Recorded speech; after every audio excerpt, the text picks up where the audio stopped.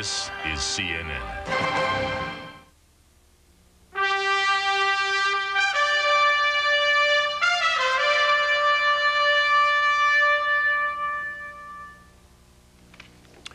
President Bill Clinton lays out his agenda in Washington. I'm Bernard Shaw. And I'm Judy Woodruff. Welcome to CNN's coverage of the President's State of the Union address. In just a matter of moments, the President will go before a joint session of Congress to present his view of the country's status and the direction he wants to take it this year. Before we go to our White House correspondent, we should tell you that we are expecting a verdict in the O.J. Simpson trial. And if there is a verdict during our coverage of the President's address, we will show you a graphic headline announcing the outcome of that verdict from the jury. And while the President is speaking to the nation for live coverage of the O.J. Simpson verdict in toto, please turn to CNN Headline News. Bernie, this is one of those extraordinary times when we've got a big story breaking here in Washington with the President's address, but another big story on the other side of the country. Exactly. Wolf Blitzer is at the White House as we await the beginning of the President's address. Wolf? Bernie, education, education, education. We're going to be hearing a lot about it tonight from the President. It was a winning issue for him during the campaign, and polls show it's the top concern of the American public right now. So the President will say that improving the nation's education system will be his top priority in his second term. This is Candy Crowley on Capitol Hill. The President says he wants tax cuts. Republicans say they want them too. Republicans say they want a balanced budget. The President says he wants one too. The difference is in the details, none of which you'll hear very much about tonight. Instead, think of this evening as a curtain raiser. Act 1, Scene 1 in a political and legislative drama with months to run. This is Bob Franken in the Statuary Hall at the Capitol. The open anti-Clinton warfare that had raged in the Republican House of Representatives has been replaced by the ceasefire of bipartisanship, which is not to say that there is an antagonism toward the president. It's just no longer flaming, it's simmering. So look tonight, Bernie, for polite disdain. And quickly back to 1600 Pennsylvania Avenue. Briefly, Wolf, give us a broader idea of what we can expect this president to unveil tonight. Bernie, the President is planning to make education. Newt Gingrich, the House Speaker, is now speaking. Maybe we should listen to the House Speaker. The gentleman from Texas, Mr. Army. The gentleman from Texas, Mr. DeLay. The gentleman from Ohio, Mr. Boehner. The gentleman from California, Mr. Cox. The gentleman from Arkansas, Mr. Dickey. The gentleman from Arkansas, Mr. Hutchinson. The gentleman from Missouri, Mr. Gephardt. The gentleman from Michigan, Mr. Bonnier. Newt Gingrich introducing members of Congress, the leadership. Meanwhile, President Clinton is planning tonight to urge the nation to work together to make American education, quote, like America itself, the envy of the world. In remarks prepared for delivery, he will say, quote, the greatest step of all, the high threshold to the future we must now cross, and my #1 priority as president for the next 4 years is to ensure that Americans have the best education in the world. And as he did in his inaugural address, Mr. Clinton will also call for national unity. For no matter what our differences in our faiths, our backgrounds, our politics, we must all be repairers of the breach. We may not share a common past, but surely we share a common future.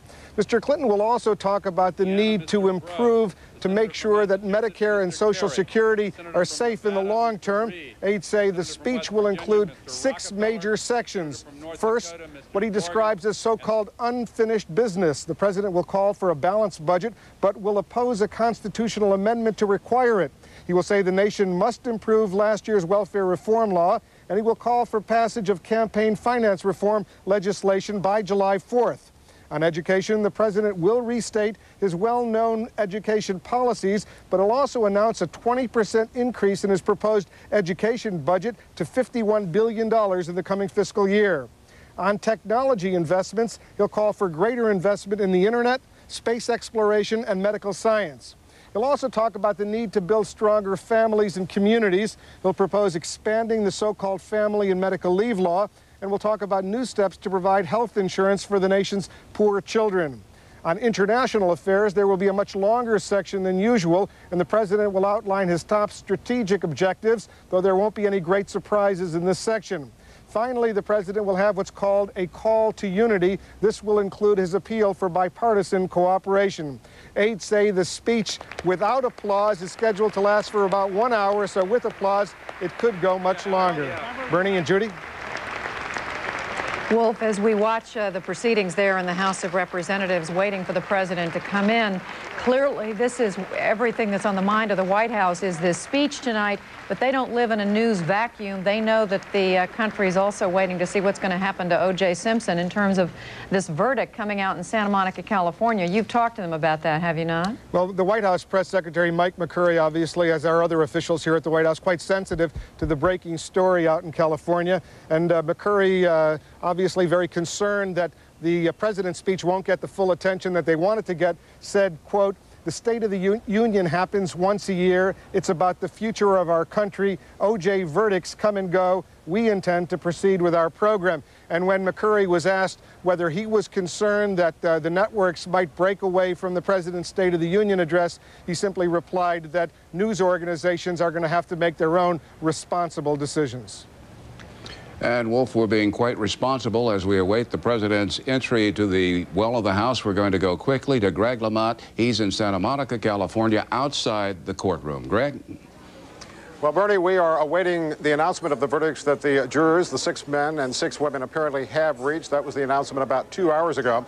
In essence, what we're waiting for is for the principals to get here. In fact, we were told, for instance, that Denise Brown, sister of Nicole Brown Simpson, has just left her residence, and she will be here at about 6:45, we're told. She's coming with a police escort. Most of the attorneys in this case are here. They are over at the courthouse. As we understand it, Lou Brown and Judita Brown are en route as well. And as far as I understand, O.J. Simpson has not arrived yet as well. So as soon as the principals in this case get here, I would imagine shortly thereafter, we should expect to hear these verdicts announced. Bernie? Okay, thank you very much, Greg Lamont, outside the court at Santa Monica, California. In the end, it may not be what the politicians or the pundits think about the State of the Union, but how ordinary citizens view it. We're looking at applause from the gallery now as they await the entry of the president. First Lady Hillary Rodham Clinton is there, and some of the so-called real Americans with personal stories that the president will allude to tonight. We are awaiting, of course, the House doorkeeper, Wilson Livingood, who will announce, Mr. Speaker, the Supreme Court of the United States. How's that for timing? Well, more dignitaries coming into the chamber, including the diplomatic corps. And then the doorkeeper, of course, will announce, he's the Sergeant at Arms, Wilson Livingood will say, Mr. Speaker, the President of the United States. The President comes in to thunderous applause and cheering, namely from the Democrats, of course, in this Republican-controlled House. He will go up to the rostrum, and of course, he'll be greeted by the members there, House Speaker Newt Gingrich, and the Vice President of the United States. And then, of course, he will be formally announced. And then there'll be a second round of applause, Judy. And then once that dies down, the president will launch into what he worked on very feverishly today, writing in personal longhand much of this speech. That's right, Bernie. There's so much tradition that goes along. Let's listen to this. Cabinet. So we've heard the Supreme Court introduced, and I didn't count 9 of them. At least 1 seems to be staying away. Now here come the members of the president's cabinet, and these are, some of them are familiar faces, some of them are new faces. And we can see in the front there Madeleine Albright, who's been in the news today because of new revelations about her family, which was in Czechoslovakia at the time of World War II and just before then, and new disclosures that her family was in fact Jewish. She knows herself to have been raised as a Catholic and later converted to the Episcopalian faith, but just in the last day or so, news of her religious background. That's the Attorney General Janet Reno, the Treasury Secretary Bob Rubin. We are told that the President, Bernie, is standing right outside the door. Yes, and as you noted a short while ago, to be off camera, Judy, these the States of the Union addresses never start on time, and tonight is no exception. We're going to hear the House Sergeant at Arms, Wilson Livingood, make that announcement. And if you're just joining CNN's live coverage and you're wondering what about the O.J. Simpson verdict, it has yet to be reached. The defendant, Mr. Simpson, and the Browns, the parents of Nicole Brown Simpson, are making their way to the courthouse in Santa Monica, California. Once they're inside, of course, the proceedings will get underway.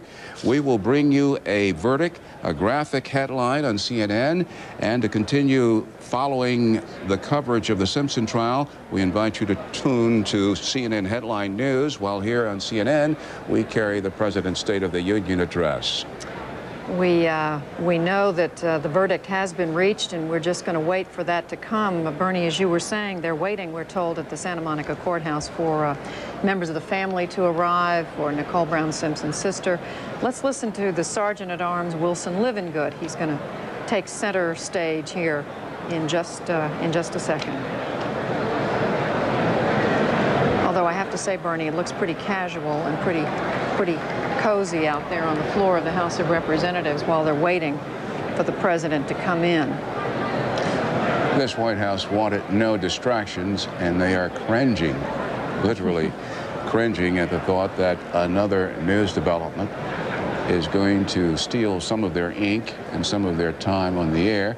But that's reality in America, and we will do our darndest to make certain that you're fully informed here as the President of the United States addresses the American people from the House of Representatives, and that you're informed with the goings-on in that Santa Monica, California courtroom.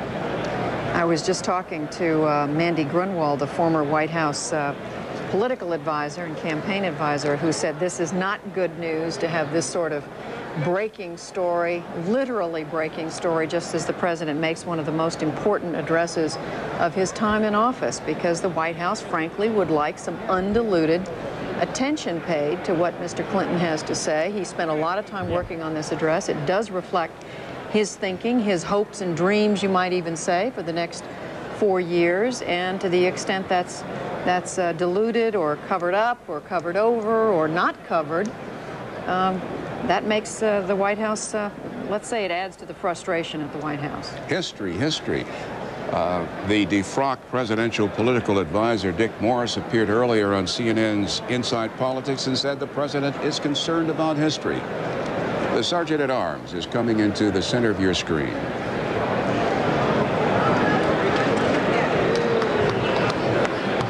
Mr. Speaker, the President of the United States.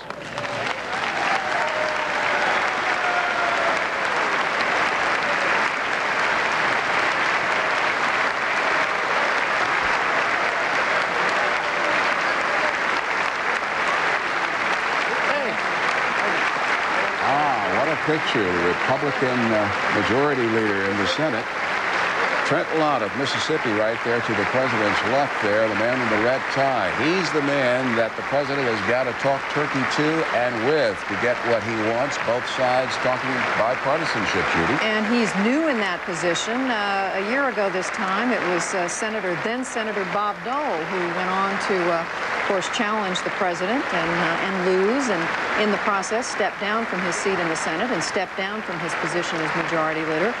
Trent Lott is telling reporters today that he'd like to get to work with the president as soon as possible on his plan of action. He doesn't want to waste time. He was hoping they could meet tomorrow. That's apparently not going to work. They hope to get together within the next week or so. Candy Crowley is on the Hill, as is our Bob Franken. And here in the studio, our political analyst, Bill Schneider. Bill has been talking to Americans out there in this great land about what's on their minds. Well, Bernie, we did speak to a group of Americans in a roundtable in West Virginia, and they said what they're looking for from President Clinton's speech is, in one word, leadership. They say that's a quality they haven't seen enough of in this president. What in many ways they're looking for is a challenge, and the president says he's going to challenge Americans in tonight's speech.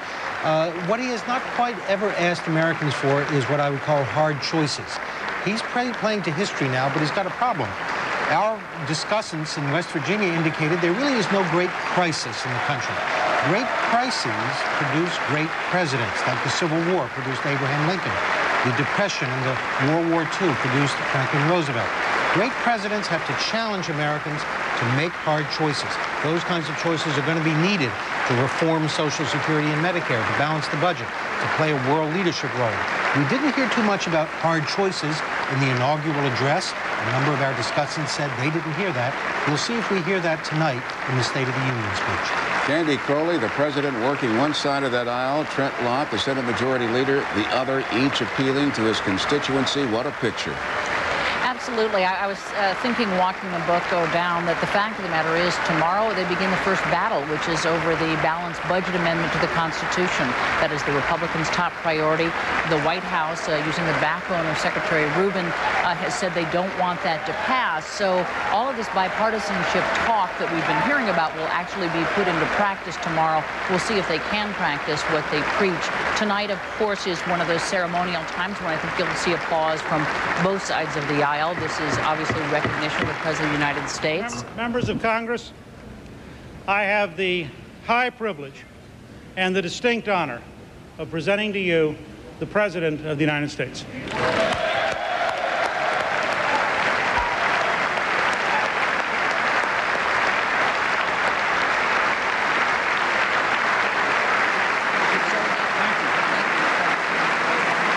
From both sides of the aisle. We'll see how it goes tomorrow. Thank you. Thank you. Thank you very much. Thank you. Thank you. Mr. Speaker, Mr. Vice President, members of the 105th Congress, distinguished guests, and my fellow Americans. I think I should start by saying thanks for inviting me back.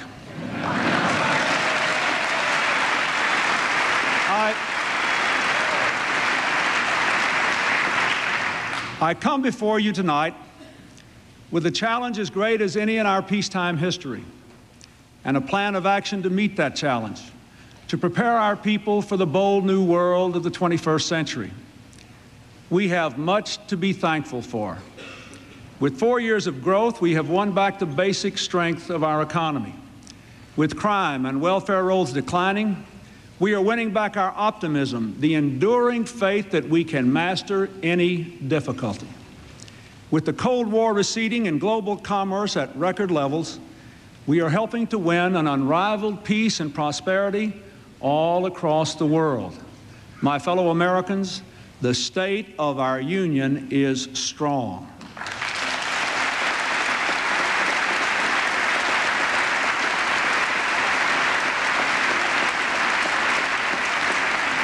But now, we must rise to the decisive moment to make a nation and a world better than any we have ever known. The new promise of the global economy, the information age, unimagined new work, life-enhancing technology, all these are ours to seize. That is our honor and our challenge. We must be shapers of events, not observers. For if we do not act, the moment will pass, and we will lose the best possibilities of our future. We face no imminent threat, but we do have an enemy. The enemy of our time is inaction. So tonight I issue a call to action. Action by this Congress, action by our states, by our people, to prepare America for the 21st century. Action to keep our economy and our democracy strong and working for all our people. Action to strengthen education and harness the forces of technology and science. Action to build stronger families and stronger communities and a safer environment. Action to keep America the world's strongest force for peace, freedom, and prosperity. And above all, action to build a more perfect union here at home. The spirit we bring to our work will make all the difference.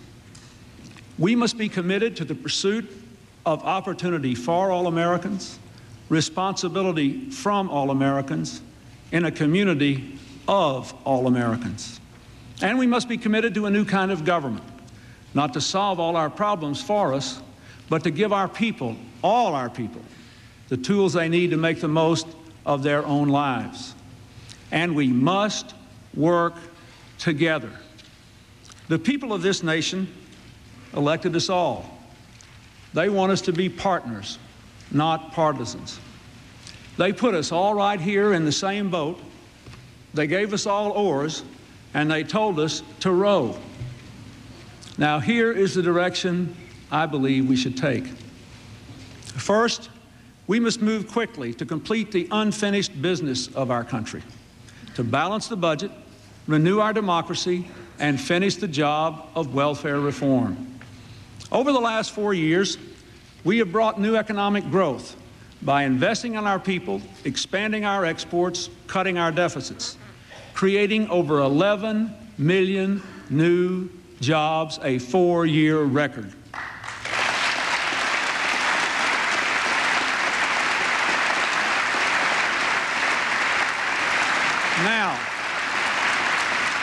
Now we must keep our economy the strongest in the world. We here tonight have an historic opportunity.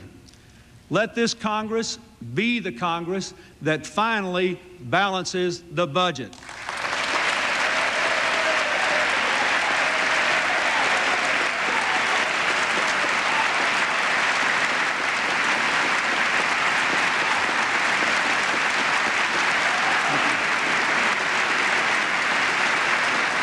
Thank you.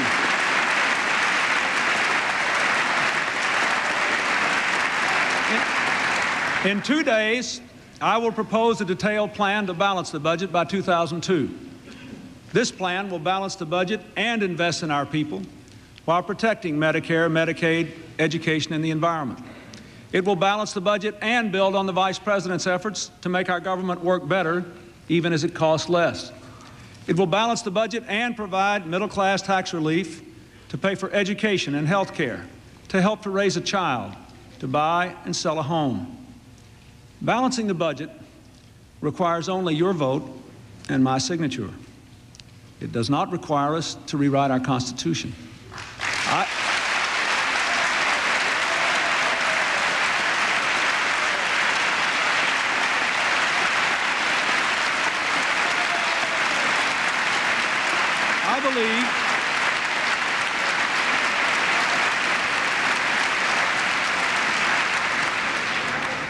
I believe it is both unnecessary and unwise to adopt a balanced budget amendment that could cripple our country in time of economic crisis and force unwanted results such as judges halting Social Security checks or increasing taxes. Let us at least agree we should not pass any measure, no measure should be passed, that threatens Social Security. We don't need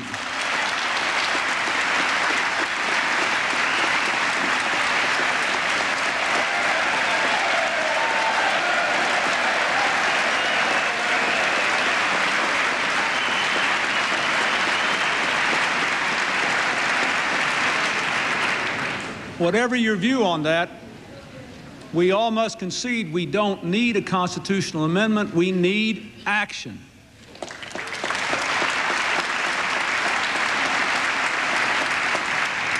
Whatever our differences, we should balance the budget now. And then, for the long-term health of our society, we must agree to a bipartisan process to preserve Social Security and reform Medicare for the long run, so that these fundamental programs will be as strong for our children as they are for our parents. And let me say something that's not in my script tonight. I know this is not going to be easy, but I really believe one of the reasons the American people gave me a second term was to take the tough decisions in the next 4 years that will carry our country through the next 50 years. I know it is easier for me than for you to say or do, but another reason I was elected is to support all of you without regard to party, to give you what is necessary to join in these decisions. We owe it to our country and to our future.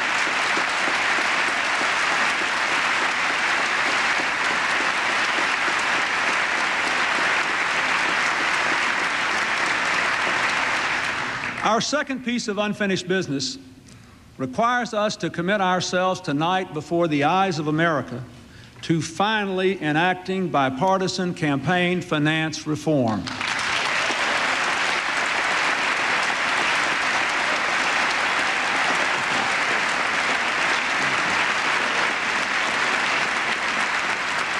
Now,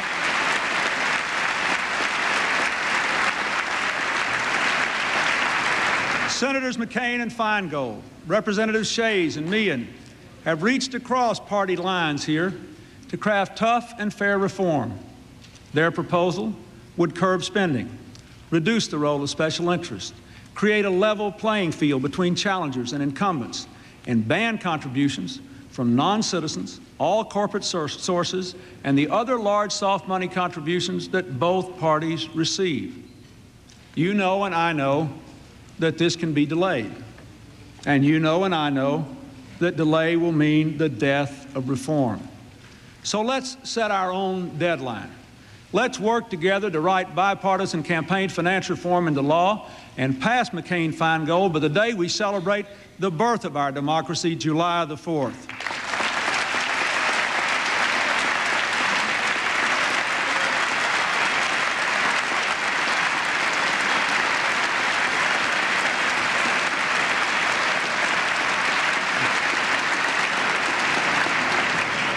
There is a third piece of unfinished business. Over the last 4 years, we moved a record 2.25 million people off the welfare rolls. Then last year, Congress enacted landmark welfare reform legislation demanding that all able-bodied recipients assume the responsibility of moving from welfare to work. Now, each and every one of us has to fulfill our responsibility, indeed our moral obligation, to make sure that people who now must work can work.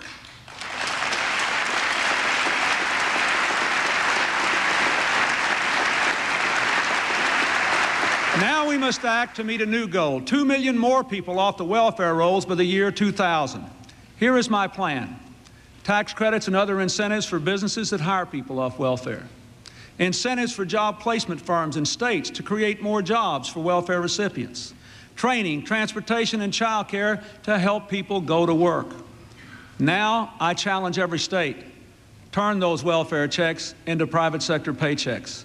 I challenge every religious congregation, every community nonprofit, every business to hire someone off welfare.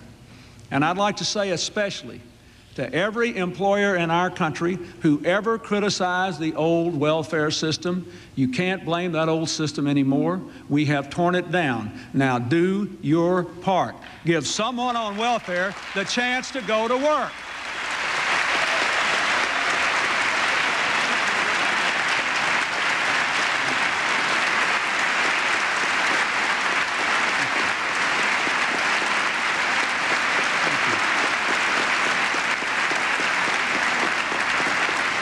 Tonight, I'm pleased to announce that 5 major corporations, Sprint, Monsanto, UPS, Burger King, and United Airlines, will be the first to join in a new national effort to marshal America's businesses, large and small, to create jobs so that people can move from welfare to work.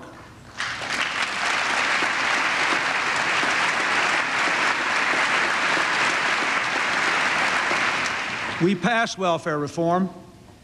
All of you know I believe we were right to do it. But no one can walk out of this chamber with a clear conscience unless you are prepared to finish the job.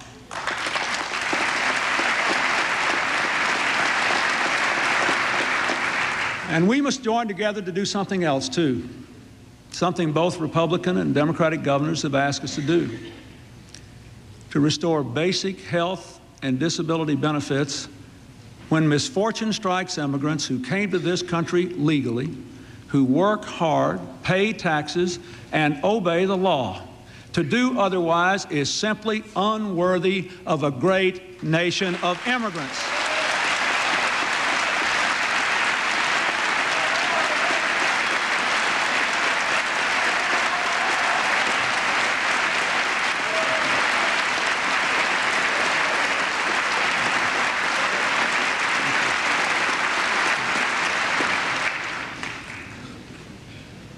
Now, looking ahead, the greatest step of all, the high threshold of the future we must now cross, and my #1 priority for the next 4 years, is to ensure that all Americans have the best education in the world.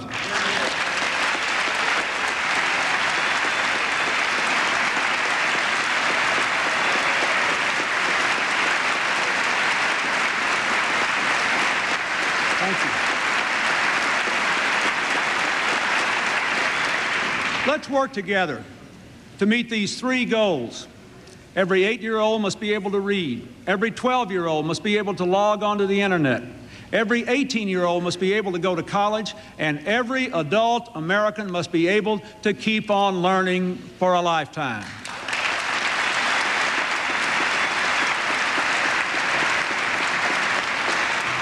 My balanced budget makes an unprecedented commitment to these goals, $51 billion next year.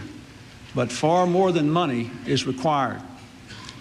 I have a plan, a call to action for American education based on these 10 principles.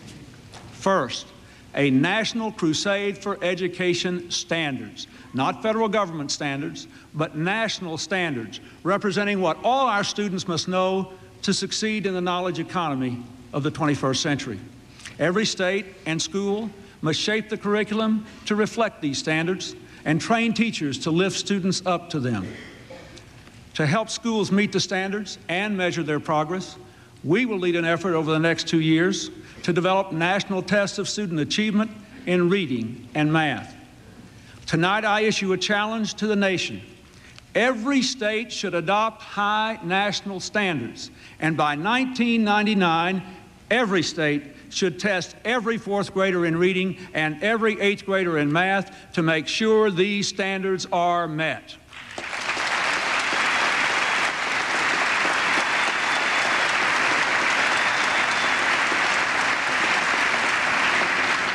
Raising standards will not be easy, and some of our children will not be able to meet them at first.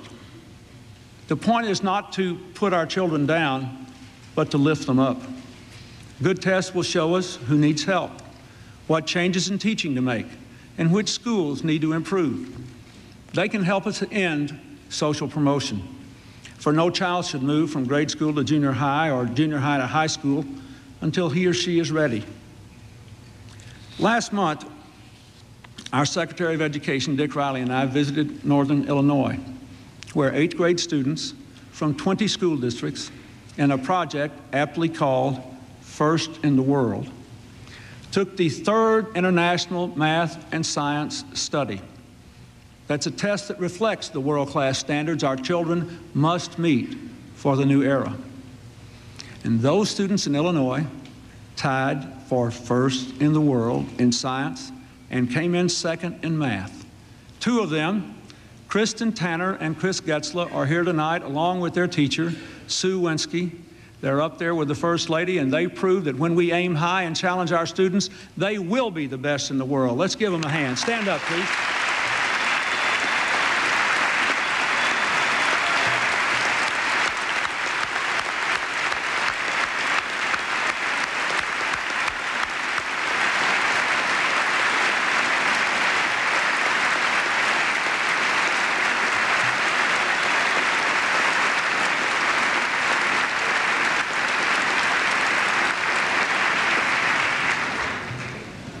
Second, to have the best schools, we must have the best teachers. Most of us in this chamber would not be here tonight without the help of those teachers. I know that I wouldn't be here. For years, many of our educators, led by North Carolina's Governor Jim Hunt and the National Board for Professional Teaching Standards, have worked very hard to establish nationally accepted credentials for excellence in teaching. Just 500 of these teachers have been certified since 1995.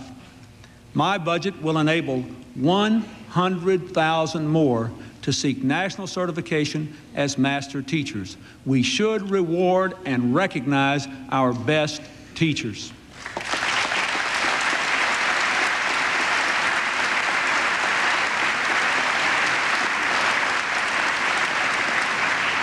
And as we reward them, we should quickly and fairly remove those few who don't measure up, and we should challenge more of our finest young people to consider teaching as a career. Third, we must do more to help all our children read. 40% of our 8-year-olds cannot read on their own. That's why we have just launched the America Reads Initiative, to build a citizen army of 1 million volunteer tutors to make sure every child can read independently by the end of the 3rd grade. We will use thousands of AmeriCorps volunteers to mobilize this citizen army. We want at least 100,000 college students to help. And tonight I'm pleased that 60 college presidents have answered my call, pledging that thousands of their work-study students will serve for 1 year as reading tutors.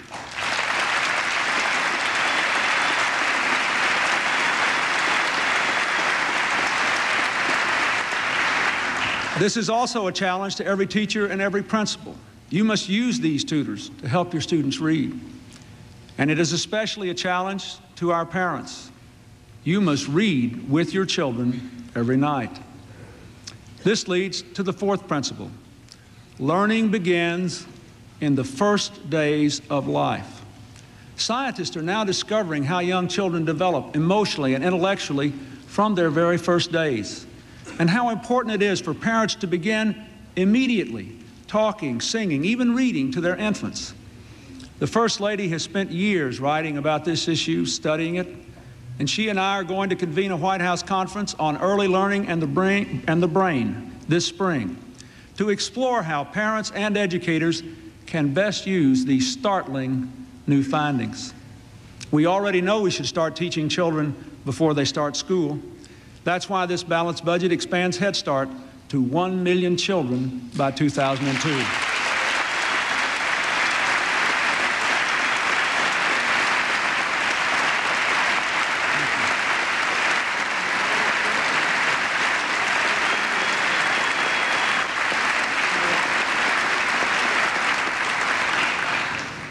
And that is why the Vice President and Mrs. Gore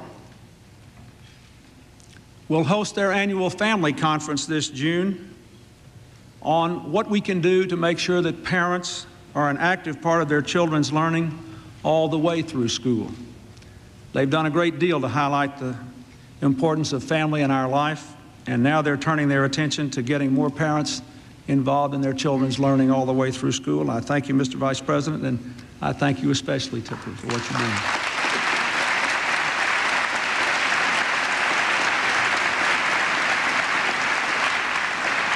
Fifth, every state should give parents the power to choose the right public school for their children.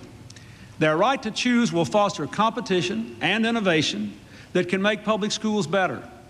We should also make it possible for more parents and teachers to start charter schools, schools that set and meet the highest standards and exist only as long as they do.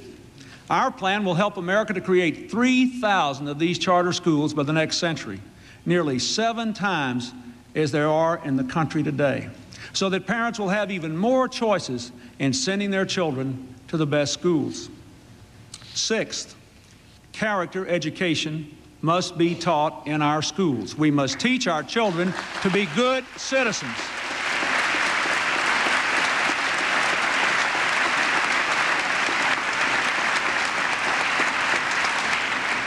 And we must continue to promote order and discipline, supporting communities that introduce school uniforms, impose curfews, enforce truancy laws, remove disruptive students from the classroom, and have zero tolerance for guns and drugs in schools.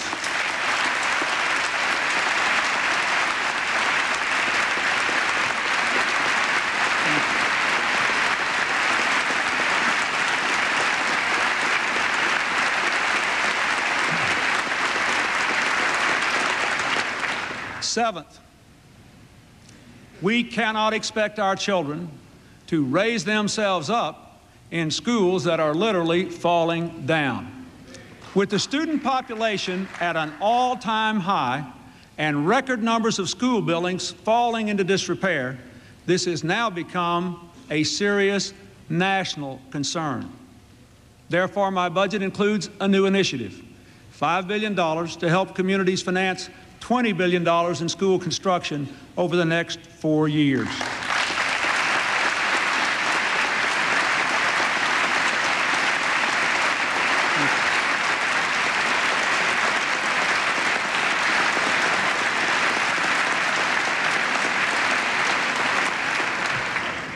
Eighth, we must make the 13th and 14th years of education, at least 2 years of college, just as universal in America by the 21st century as a high school education is today, and we must open the doors of college to all Americans.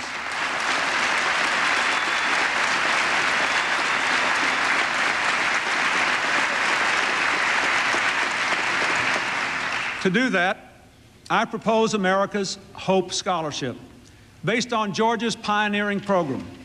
2 years of a $1,500 tax credit for college tuition, enough to pay for the typical community college. I also propose a tax deduction of up to $10,000 a year for all tuition after high school, an expanded IRA you can withdraw from tax-free for education, and the largest increase in Pell Grant scholarships in 20 years.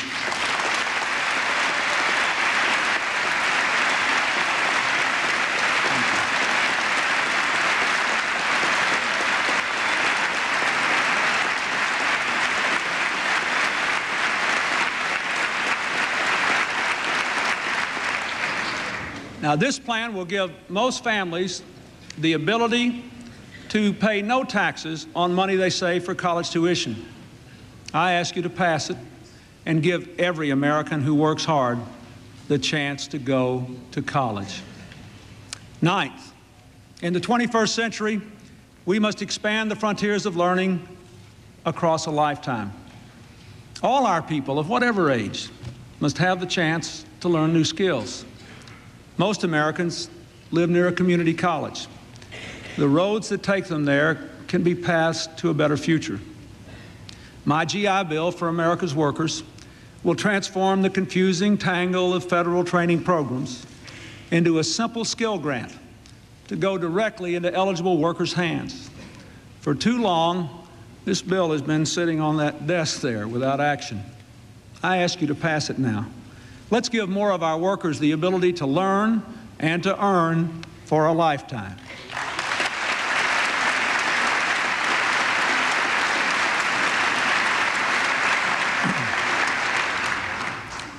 Tenth, we must bring the power of the information age into all our schools.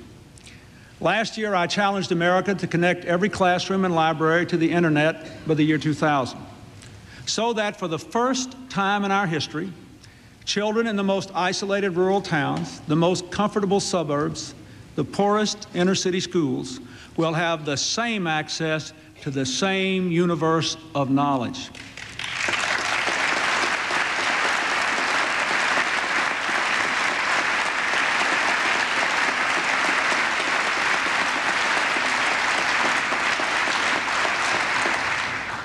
That is my plan, a call to action for American education. Some may say that it is unusual for a president to pay this kind of attention to education. Some may say it is simply because the president and his wonderful wife have been obsessed with this subject for more years than they can recall. That is not what is driving these proposals. We must understand the significance of this endeavor. One of the greatest sources of our strength throughout the Cold War was a bipartisan foreign policy. Because our future was at stake, politics stopped at the water's edge.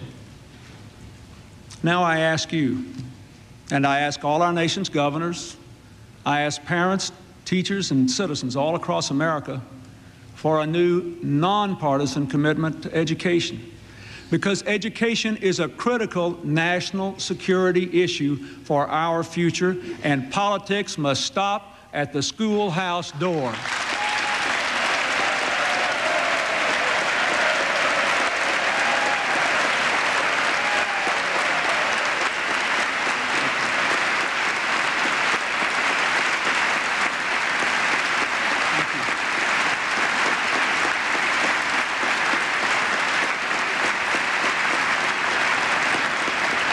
To prepare America for the 21st century, we must harness the powerful forces of science and technology to benefit all Americans.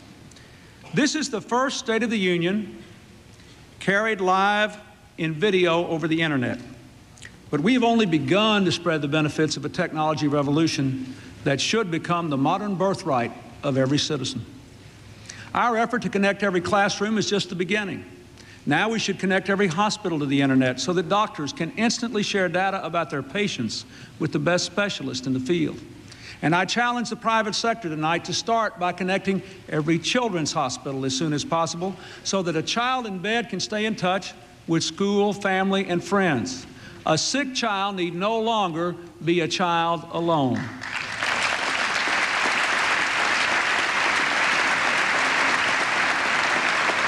We must build the second generation of the internet so that our leading universities and national laboratories can communicate in speeds 1,000 times faster than today, to develop new medical treatments, new sources of energy, new ways of working together. But we cannot stop there. As the internet becomes our new town square, a computer in every home, a teacher of all subjects, a connection to all cultures. This will no longer be a dream, but a necessity. And over the next decade, that must be our goal.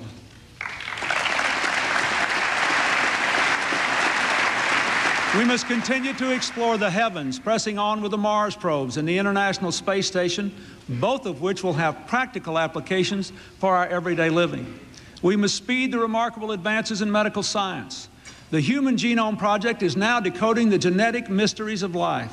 American scientists have discovered genes linked to breast cancer and ovarian cancer, and medication that stops a stroke in progress and begins to reverse its effects, and treatments that dramatically lengthen the lives of people with HIV and AIDS. Since I took office, funding for AIDS research at the National Institutes of Health has increased dramatically to $1.5 billion. With new resources, NIH will now become the most powerful discovery engine for an AIDS vaccine, working with other scientists to finally end the threat of AIDS.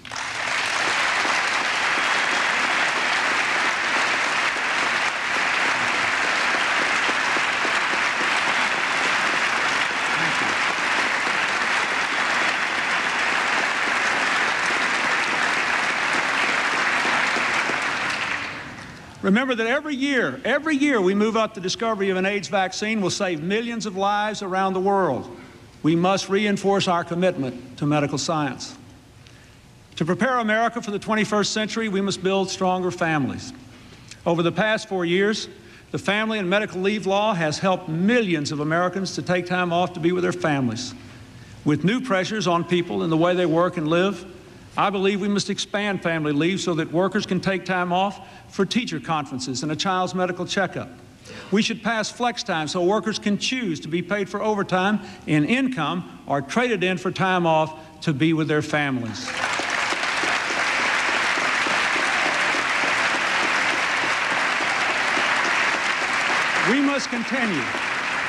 We must continue step by step to give more families access to affordable, quality health care. 40 million Americans still lack health insurance. 10 million children still lack health insurance. 80% of them have working parents who pay taxes. That is wrong.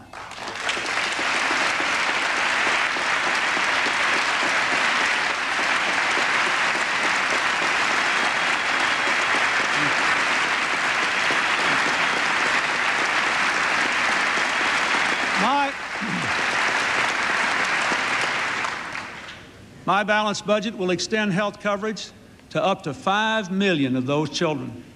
Since nearly half of all children who lose their insurance do so because their parents lose or change a job, my budget will also ensure that people who temporarily lose their jobs can still afford to keep their health insurance. No child should be without a doctor just because a parent is without a job.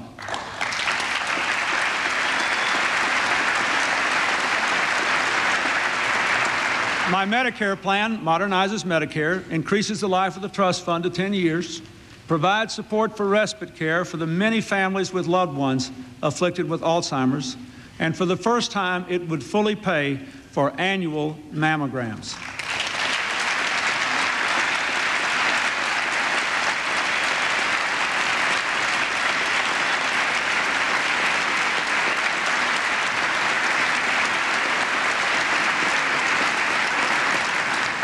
Just as we ended drive-through deliveries of babies last year, we must now end the dangerous and demeaning practice of forcing women home from the hospital only hours after a mastectomy. I ask your support for bipartisan legislation to guarantee that a woman can stay in the hospital for 48 hours after a mastectomy. With us tonight is Dr. Kristen Zarfos, a Connecticut surgeon whose outrage at this practice spurred a national movement and inspired this legislation. I'd like her to stand so we can thank her for her efforts. Dr. Zarfos, thank you. Thank you.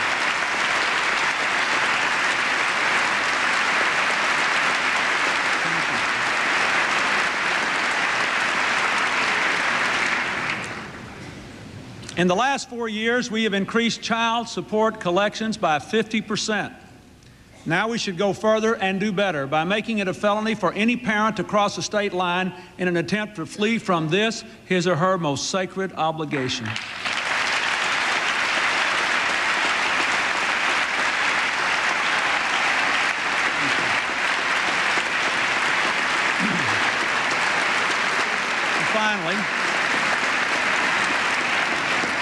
Finally, we must also protect our children by standing firm in our determination to ban the advertising and marketing of cigarettes that endanger their lives.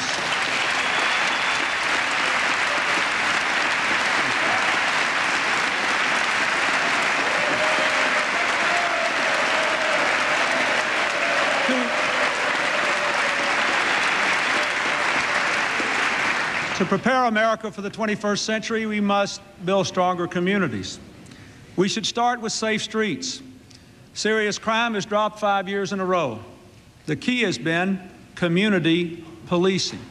We must finish the job of putting 100,000 community police on the streets of the United States. We should pass the Victims' Rights Amendment to the Constitution.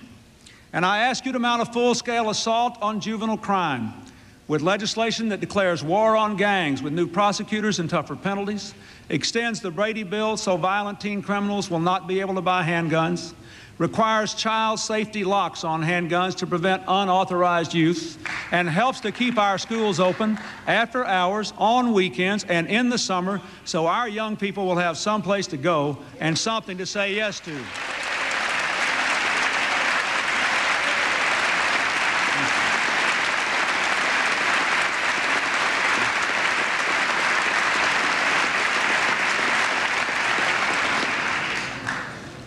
This balanced budget includes the largest anti-drug effort ever to stop drugs at their source, punish those who push them, and teach our young people that drugs are wrong, drugs are illegal, and drugs will kill them. I hope you will support it.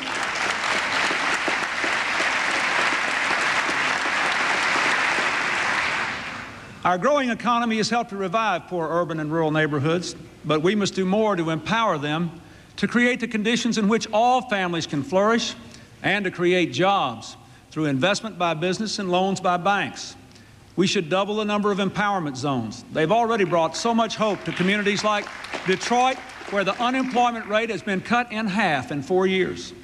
We should restore contaminated urban land and buildings to productive use. We should expand the network of community development banks. And together, we must pledge tonight that we will use this empowerment approach, including private sector tax incentives, to renew our capital city so that Washington is a great place to work and live. And once again, the proud face America shows the world.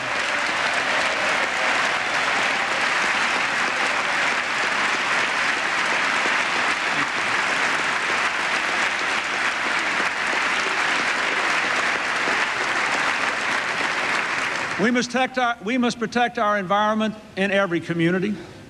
In the last 4 years, we cleaned up 250 toxic waste sites, as many as in the previous 12. Now we should clean up 500 more so that our children grow up next to parks, not poison. I urge you to pass my proposal to make big polluters live by a simple rule. If you pollute our environment, you should pay to clean it up.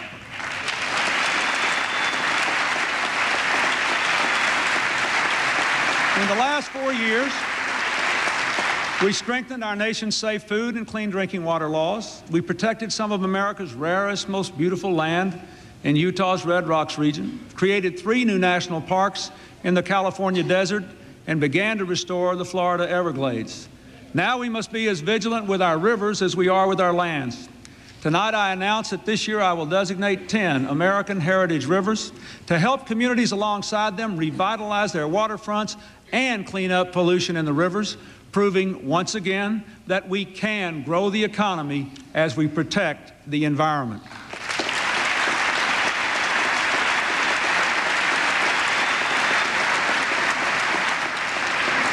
We must also protect our global environment, working to ban the worst toxic chemicals and to reduce the greenhouse gases that challenge our health, even as they change our climate. Now, we all know that in all of our communities, some of our children simply don't have what they need to grow and learn in their own homes or schools or neighborhoods. And that means the rest of us must do more, for they are our children too. That's why President Bush, General Colin Powell, former Housing Secretary Henry Cisneros will join the Vice President and me to lead the President's Summit of Service in Philadelphia in April.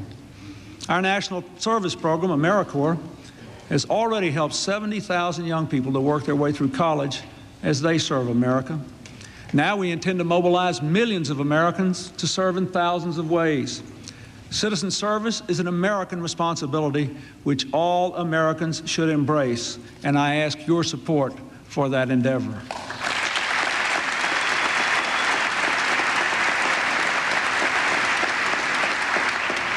I'd like to make just one last point about our national community. Our economy is measured in numbers and statistics, and it's very important. But the enduring worth of our nation lies in our shared values and our soaring spirit. So instead of cutting back on our modest efforts to support the arts and humanities, I believe we should stand by them and challenge our artists, musicians, and writers. Challenge our museums, libraries, and theaters.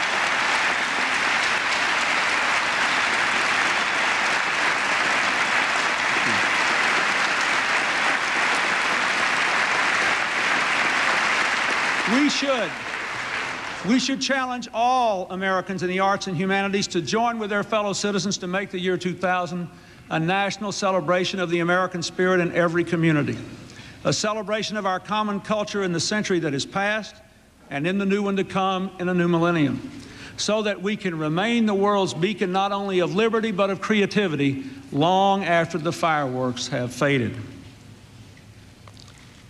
To prepare America for the 21st century, we must master the forces of change in the world and keep American leadership strong and sure for an uncharted time. 50 years ago, a far-sighted America led in creating the institutions that secured victory in the Cold War and built a growing world economy. As a result, today more people than ever embrace our ideals and share our interests. Already we have dismantled many of the blocks and barriers that divided our parents' world. For the first time, more people live under democracy than dictatorship, including every nation in our own hemisphere but one, and its day too will come.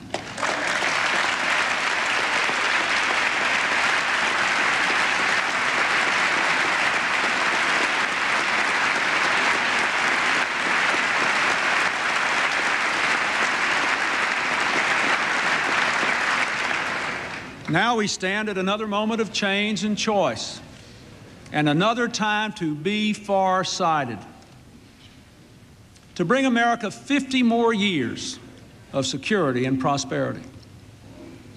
In this endeavor, our first task is to help to build for the very first time an undivided, democratic Europe. When Europe is stable, prosperous, and at peace, America is more secure. To that end, we must expand NATO by 1999 so that countries that were once our adversaries can become our allies. At the special NATO summit this summer, that is what we will begin to do. We must strengthen NATO's partnership for peace with non-member allies, and we must build a stable partnership between NATO and a democratic Russia.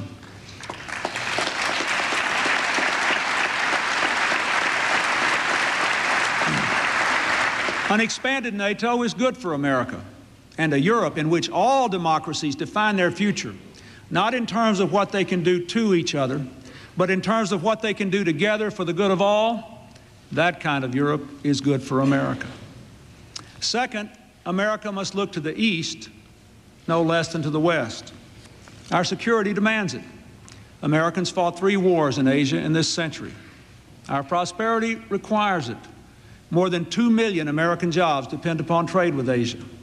There, too, we are helping to shape an Asia-Pacific community of cooperation, not conflict. Let our progress there not mask the peril that remains. Together with South Korea, we must advance peace talks with North Korea and bridge the Cold War's last divide. And I call on Congress to fund our share of the agreement under which North Korea must continue to freeze and then dismantle its nuclear weapons program.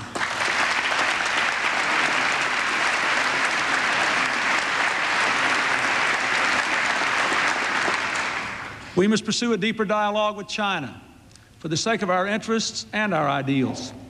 An isolated China is not good for America. A China playing its proper role in the world is. I will go to China, and I have invited China's president to come here, not because we agree on everything, but because engaging China is the best way to work on our common challenges, like ending nuclear testing, and to deal frankly with our fundamental differences, like human rights.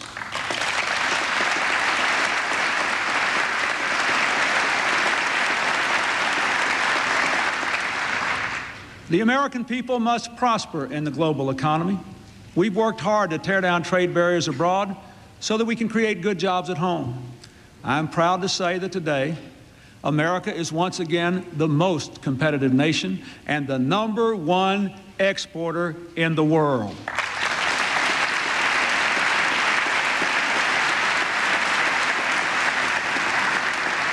Now we must act to expand our exports, especially to Asia and Latin America, 2 of the fastest growing regions on earth, or be left behind as these emerging economies forge new ties with other nations. That is why we need the authority now to conclude new trade agreements that open markets to our goods and services, even as we preserve our values.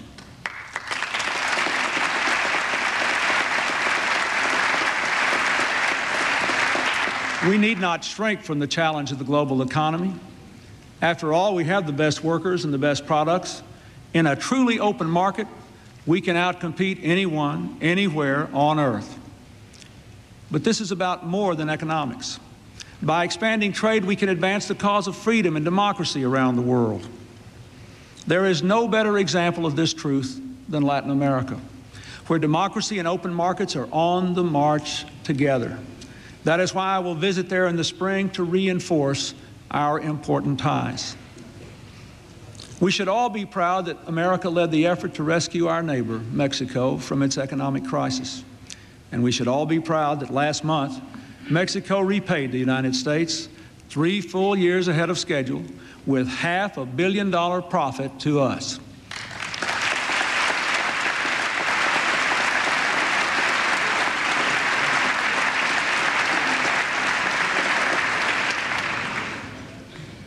America must continue to be an unrelenting force for peace, from the Middle East to Haiti, from Northern Ireland to Africa.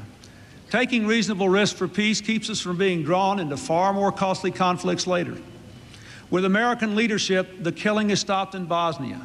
Now the habits of peace must take hold. The new NATO force will allow reconstruction and reconciliation to accelerate.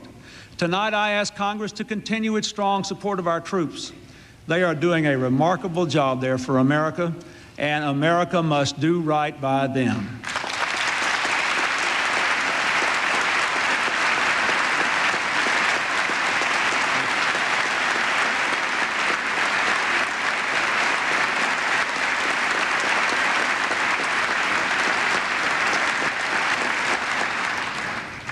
Fifth, we must move strongly against new threats to our security. In the past 4 years, we led the way to a worldwide agreement to ban nuclear testing. With Russia, we dramatically cut nuclear arsenals, and we stopped targeting each other's citizens. We are acting to prevent nuclear materials from falling into the wrong hands and to rid the world of landmines.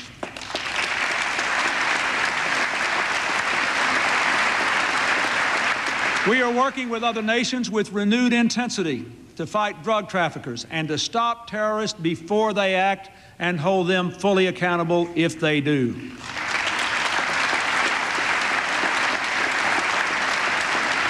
Now we must rise to a new test of leadership, ratifying the Chemical Weapons Convention.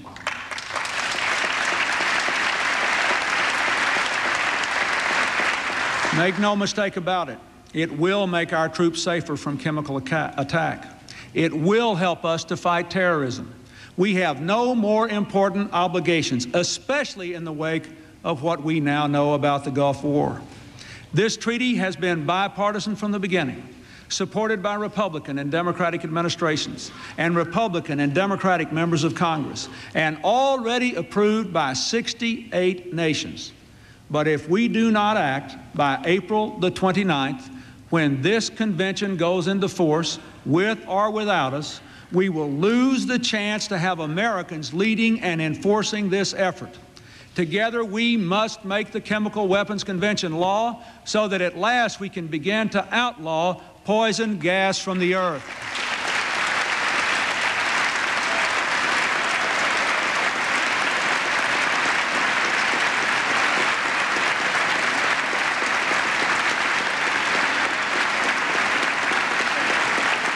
Finally, we must have the tools to meet all these challenges.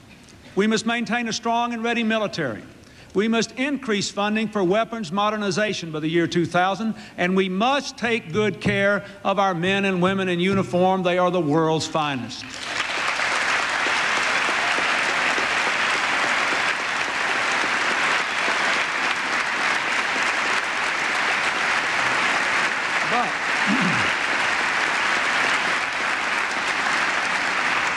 We must also renew our commitment to America's diplomacy and pay our debts and dues to international financial institutions like the World Bank and to a reforming United Nations. Every dollar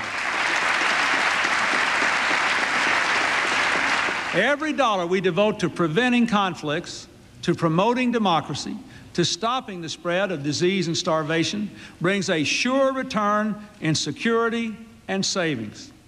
Yet international affairs spending today is just 1% of the federal budget, a small fraction of what America invested in diplomacy to choose leadership over escapism at the start of the Cold War.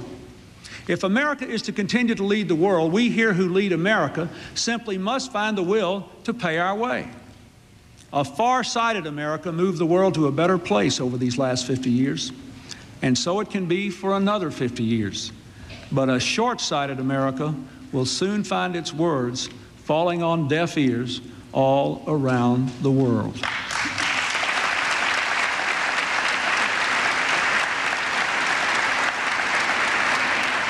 Almost exactly 50 years ago, in the first winter of the Cold War, President Truman stood before a Republican Congress and called upon our country to meet its responsibilities of leadership. This was his warning. He said, if we falter, we may endanger the peace of the world, and we shall surely endanger the welfare of this nation. That Congress, led by Republicans like Senator Arthur Vandenberg, answered President Truman's call. Together they made the commitments that strengthened our country for 50 years. Now let us do the same. Let us do what it takes to remain the indispensable nation, to keep America strong, secure, and prosperous for another 50 years.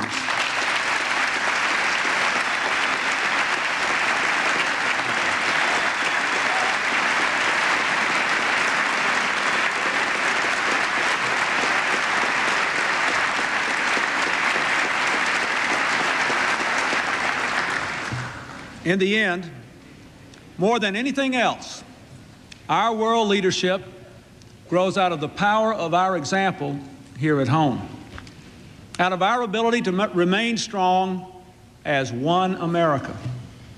All over the world, people are being torn asunder by racial, ethnic, and religious conflicts that fuel fanaticism and terror. We are the world's most diverse democracy, and the world looks to us to show that it is possible to live and advance together across those kinds of differences. America has always been a nation of immigrants. From the start, a steady stream of people in search of freedom and opportunity have left their own lands to make this land their home. We started as an experiment in democracy fueled by Europeans.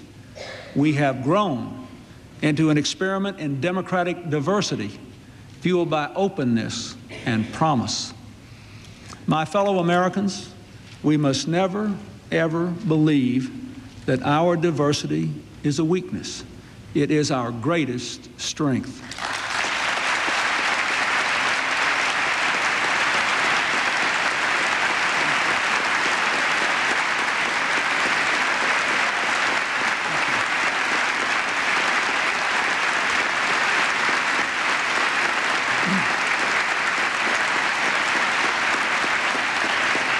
Americans speak every language, know every country. People on every continent can look to us and see the reflection of their own great potential, and they always will, as long as we strive to give all of our citizens, whatever their background, an opportunity to achieve their own greatness. We're not there yet. We still see evidence of abiding bigotry and intolerance in ugly words and awful violence, in burned churches and bomb buildings. We must fight against this in our country and in our hearts. Just a few days before my second inauguration, one of our country's best-known pastors, Reverend Robert Schuller, suggested that I read Isaiah 58:12. Here's what it says.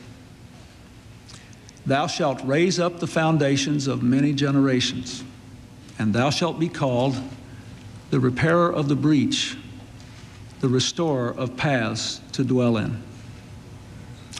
I placed my hand on that verse when I took the oath of office on behalf of all Americans.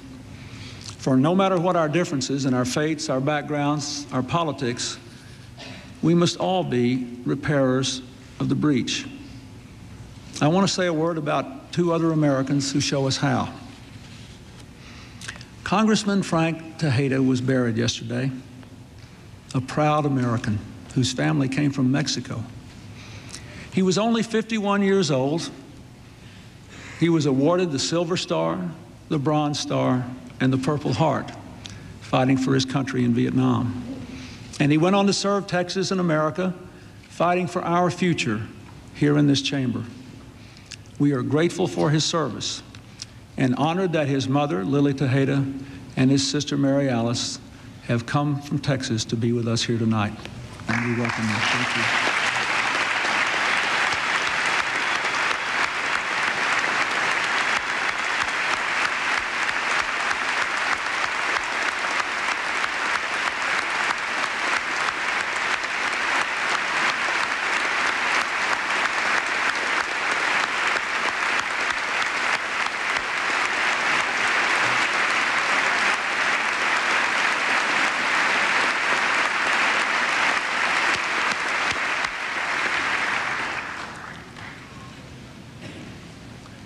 Gary Locke, the newly elected governor of Washington State, is the first Chinese-American governor in the history of our country. He's the proud son of two of the millions of Asian-American immigrants who strengthened America with their hard work, family values, and good citizenship. He represents the future we can all achieve. Thank you, Governor, for being here. Please stand up.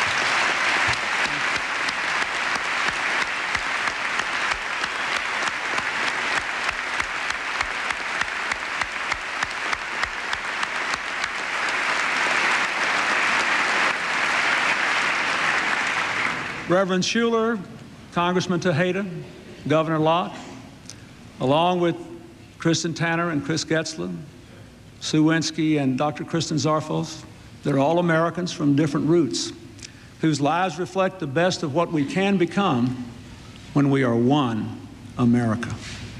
We may not share a common past, but we surely do share a common future. Building one America is our most important mission, the foundation for many generations of every other strength we must build for this new century. Money cannot buy it, power cannot compel it, technology cannot create it. It can only come from the human spirit. America is far more than a place. It is an idea, the most powerful idea in the history of nations. And all of us in this chamber, we are now the bearers of that idea, leading a great people into a new world. A child born tonight will have almost no memory of the 20th century. Everything that child will know about America will be because of what we do now to build a new century. We don't have a moment to waste. Tomorrow there will be just over 1,000 days until the year 2000. 1,000 days to prepare our people. 1,000 days to work together. 1,000 days to build a bridge to a land of new promise. My fellow Americans, we have work to do. Let us seize those days and the century. Thank you, God bless you, and God bless America.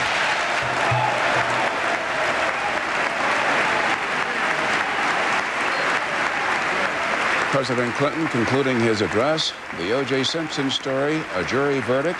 Let's go to CNN's Greg Lamont in Santa Monica, California.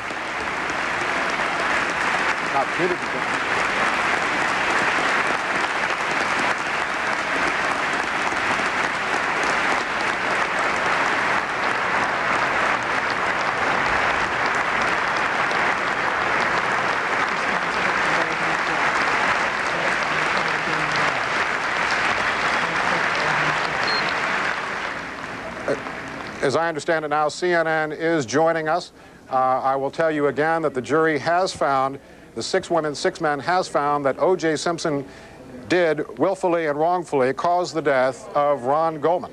Again, that is question number 1 that the jurors had to fill out in this particular case. There's a total of 8 questions, the last question dealing with monetary damages, the others dealing specifically, question number 5, for instance, whether or not O.J. Simpson caused battery against Nicole Brown Simpson. As I was telling Headline News just a minute ago, it would seem that with the yes answer to question number 1 in regards to the death of Ron Goldman, that many of the other questions that are to follow, 2 through 7, for instance, that this jury would find in favor of the plaintiffs as well, although we will need to see on number 5. My producer, Veronica McGregor, now tells me that on question number 5, the jury found that O.J. Simpson did commit battery against Nicole Brown Simpson in this case. This appears to be a big victory for the plaintiffs in this case, who have spent 4 months in the courtroom, along with the defendants in this case, bringing this trial. 112 witnesses were presented before these jurors. Again, the burden of proof in a civil trial is far less than that of one in a criminal trial. In a civil trial, all they have to do is go by the preponderance of guilt or innocence, whether they feel whether it's a little bit more likely than not that O.J. Simpson may be responsible. In the case of Ron Goldman for his death, obviously they have, and they have found in favor of the plaintiffs in this case. We are still getting other verdicts in this case. The answer that I gave you was to number 5. I'll read that to you. Question number 5. Do you find by the preponderance of the evidence that defendant Simpson committed battery against Nicole Brown Simpson? It was a yes or no answer. The jurors said yes. Again, from a legal standpoint, this is a different kind of verdict than in the criminal trial. Now joining me is my colleague, CNN's Charles Feldman, who was in the listening room listening to those verdicts as they were being announced. Charles, what can you tell us in terms, we've just announced that they did find him liable for the death of Ron Goldman. Yes, and in fact, they also now have found him, in effect, responsible in the death of Nicole Brown Simpson. What they did, and just to share this with our audience, the technical question, as you know, when it came to his wife, was not whether or not he killed her, but the question is actually, let me get it here, do you find by the preponderance of the evidence that defendant Simpson committed battery against Nicole Brown Simpson? But the jury understood, because of the way the this case was conducted and the way the arguments were made during the opening and closing, that what that amounted to was if they answered yes, it meant that they agreed that he was responsible in the death of Nicole Brown Simpson. And in fact, they found the answer to that question yes. Also, let me go through some of the other questions here. As you've already shared with the audience, they did find that by the preponderance of the evidence that Simpson willfully and wrongfully caused the death of Ronald Goldman. They also answered yes to all the other questions, which are the questions that trigger the next phase of this trial, and that is they found that there was malice. They found that there was, it was in effect a predetermined act, and that means that this will now go on to the next phase, which is the punitive phase. But a very startling thing here, the compensatory phase, which is all this jury had to award at this stage of the game, and which some people thought would be a small amount. They awarded $8.5 million to the Goldman family and to the biological mother of Ron Goldman. And that's just the compensatory damages, $8.5 million. Now, that's important because in this phase of the trial, all they really had to do was award the amount that the estates and the families were asking for. For example, there was the amount that Nicole Brown Simpson's dress was worth, only a few $100s there. There was an expected large amount if they found this verdict for the families, for example, of Ron Goldman for the loss of his love and companionship, but nobody really thought it would be this high amount. So $8.5 million, and so the headline again is, in effect, this jury has found that O.J. Simpson is responsible in the deaths of both Ron Goldman and Nicole Brown Simpson. Thank you very much. That's CNN's Charles Feldman, who just came from the listening room, listening to the verdicts as they were announced in this case. As he mentioned, a very large damage award against O.J. Simpson in excess of $8 million. We turn to CNN's Jennifer Arthur for that side of the story. Good job. Great job.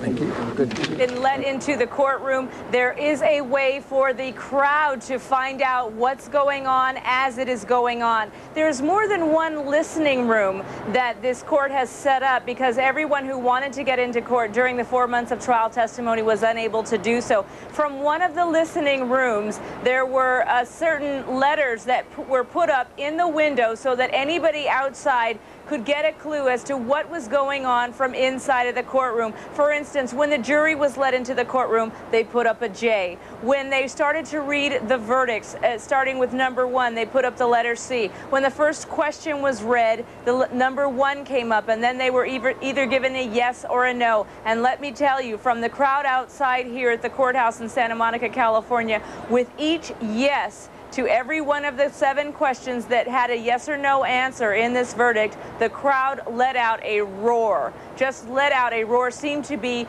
cheering, if you would, for what this jury has decided, especially when it came out to the very final question, question number 8.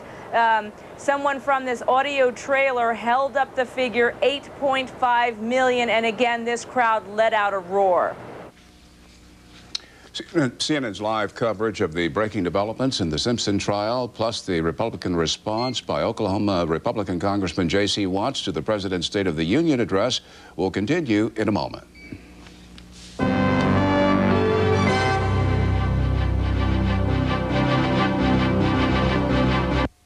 Well, it's finally happened. I've become my mother, a bargain hunter. You're wondering then why Advil? I could have saved on a store brand, but we're talking medicine, something I put in my body to get rid of pain. No frills pills are not Advil. They don't look like Advil, and they don't have that special Advil coating. To me, Advil is quality. Nothing is proven to work better or last longer than Advil. There's only one Advil. Through the years, the mothers of America have had a kind of medical training.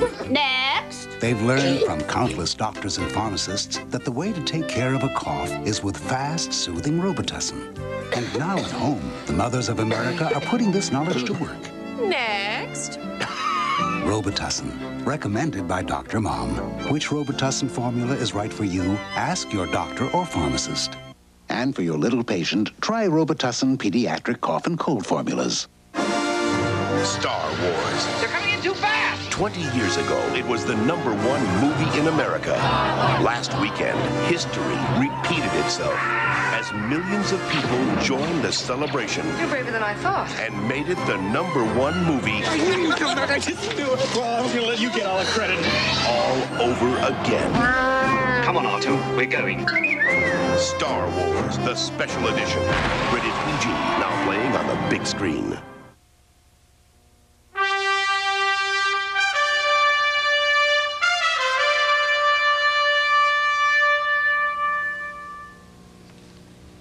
I'm Judy Woodruff, back with Bernard Shaw in Washington on this night when two major stories, one on the East Coast here in Washington, President Clinton delivering his 5th State of the Union address, the first of his second term, the other one on the West Coast in Santa Monica, California, where a jury has found O.J. Simpson responsible in the death of Ronald Goldman and in the battery of his ex-wife, Nicole Brown.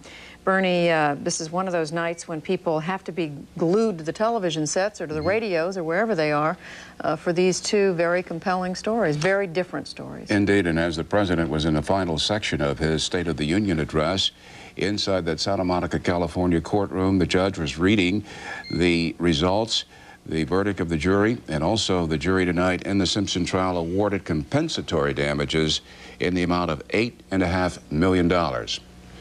CNN's Wolf Blitzer has been, of course, listening as our senior White House correspondent, listening to the president. Wolf? Well, the president's aide said he would speak for 1 hour, Judy and Bernie, and that's exactly what he did for almost precisely 1 hour. The president delivered a whole laundry list of issues, both big and small, for the most part popular issues. He spoke about education more than anything else, and he outlined his plans to try, in his words, to make America's educational system the envy of the world. On some of the more contentious issues, though, he did show that there is still some serious political differences in the U.S. Congress. When he called for a balanced budget, he was applauded, but at the same time, when he rejected a constitutional amendment that would require a balanced budget, which is the #1 priority of many Republicans, there were some scattered hisses coming from the audience. Democrats stood, but Republicans basically stood. They were polite by and large. The president was generally well received through most of his speech, including on such diverse issues as his international policy, as well as campaign finance reform. But by and large, it was an appeal for bipartisan unity, the same appeal he made in his inaugural address. Judy? All right, CNN's Wolf Blitzer at the White House. Tradition calls for the opposing party to present its own view of the State of the Union. Tonight, the Republican response comes from second-term Republican Congressman J.C. Watts of Oklahoma. Congressman Watts is speaking, we're told, before a group in the Library of Congress. An audience has been put together to listen to his remarks inside the Library of Congress. And let's listen to Congressman Watts.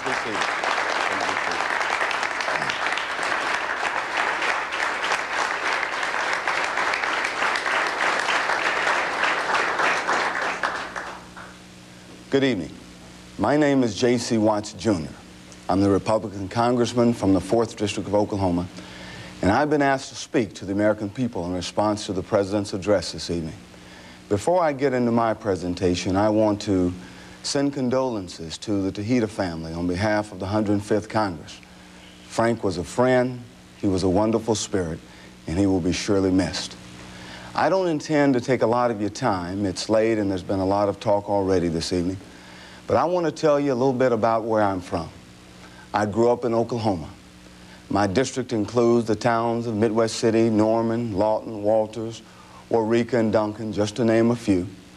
We raise cattle back home. We grow some cotton and wheat, peanuts, and we drill for oil. We've got Tinker and Altos Air Force bases nearby, and we have the Army post at Fort Sill. The University of Oklahoma is there. That's where I went to school. I played a little football and graduated with a degree in journalism. I tell you all this because I want you to know that the district I'm blessed to represent is as diverse as America itself.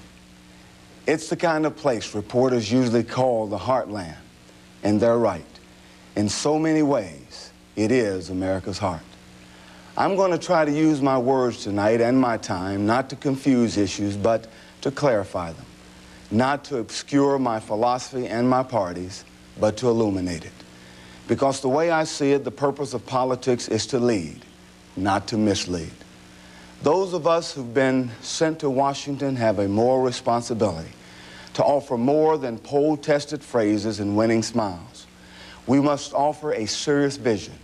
We must share our intentions. We must make our plans clear. That's my job tonight, to tell you what we believe, what the Republican Party believes, and what we will work for. We believe, first of all, that the state of this union really isn't determined in Washington, D.C. It never has been, and it never will be. But for a long time, the federal government has been grabbing too much power and too much authority over all of the people. And it is those people, it is all of us, who decide the real state of the union. Doc Benson in Oklahoma City decides the state of the union. He runs a nonprofit called the Education and Employment Ministry, where he believes that you restore men and women by restoring their dreams and finding them a job. Freddie Garcia is the state of the union also. Freddie was a drug addict in San Antonio, Texas. Now he has a ministry helping people get off drugs. His Victory Fellowship has success rates that the social scientists can only dream of. I saw the State of the Union last week in Marlow, Oklahoma. A bunch of us met at the elementary school where we ate beef brisket and baked beans, and the Chamber of Commerce recognized the Farm Family of the Year. The McCarleys won, and their kids were oh so proud. The strength of America is not in Washington. The strength of America is at home, in lives well lived in the land of faith and family. The strength of America is not on Wall Street, but on Main Street. Not in big business, but in small businesses, with local owners and workers. It's not in Congress, it's in the City Hall. And I pray Republicans and Democrats both understand this. We shouldn't just say it, we should live it. And so we have made it our mission to limit the claims and demands of Washington, to limit its call for more power, more authority, and more taxes. Our mission is to return power to your home, to where mothers and fathers can exercise it according to their beliefs. So let me tell you 3 actions that Republicans will take in the coming year. First, we can help our country by bringing back the knowledge, the ancient wisdom that we are nothing without our spiritual, traditional, and family values. The Republicans will take action to give those values a bigger place in solving America's problems. After all, our values are more important to our future than any so-called bureaucratic breakthrough. Think about your life and how you built it. I didn't get my values from Washington. I got my values from my parents, from Buddy and Helen Watts in Eufaula, Oklahoma. I got my values growing up in a poor black neighborhood on the east side of the railroad tracks, where money was scarce, but dreams were plentiful, and love was all around. I got my values from a strong family, a strong church, and a strong neighborhood. I wasn't raised to be Republican or Democrat. My parents just taught by example. They taught me and my brothers and sisters that if you lived under their roof, you were going to work. They taught us if you made a mistake, as we all do, you've got to own up to it, you call it what it is, and you try to turn it around. They taught us if you spend more money than you make, you're on a sure road to disaster. I was taught to respect everyone for the simple reason that we're all God's children. I was taught in the words of Dr. Martin Luther King, Jr., and from my Uncle Wade Watts, to judge a man not by the color of his skin, but by the content of his character. And I was taught that character does count, and that character is simply doing what's right when nobody's looking. My parents also taught me I could do anything if I applied myself and understood sacrifice and commitment. Now, if you agree with those things my parents taught me, and that I'm trying to teach my children, then, friends, we have common ground. It is the Republican Party that has been trying to return these values to government. And it hasn't been easy, because for a long time the government has acted as if it didn't have any common sense. Here's an example. For the past 30 years, our nation spent $5 trillion trying to erase poverty. And the result, as you know, is that we didn't get rid of it at all. In fact, we spread it. We destroyed the self-esteem of millions of people, grinding them down in a welfare system that penalizes moms for wanting to marry the father of their children and penalizes moms for wanting to save money. Friends, that's not right. Last year, the Republican Congress moved to reform the welfare system. And for the first time in my lifetime, we're helping people climb the ladder of economic opportunity.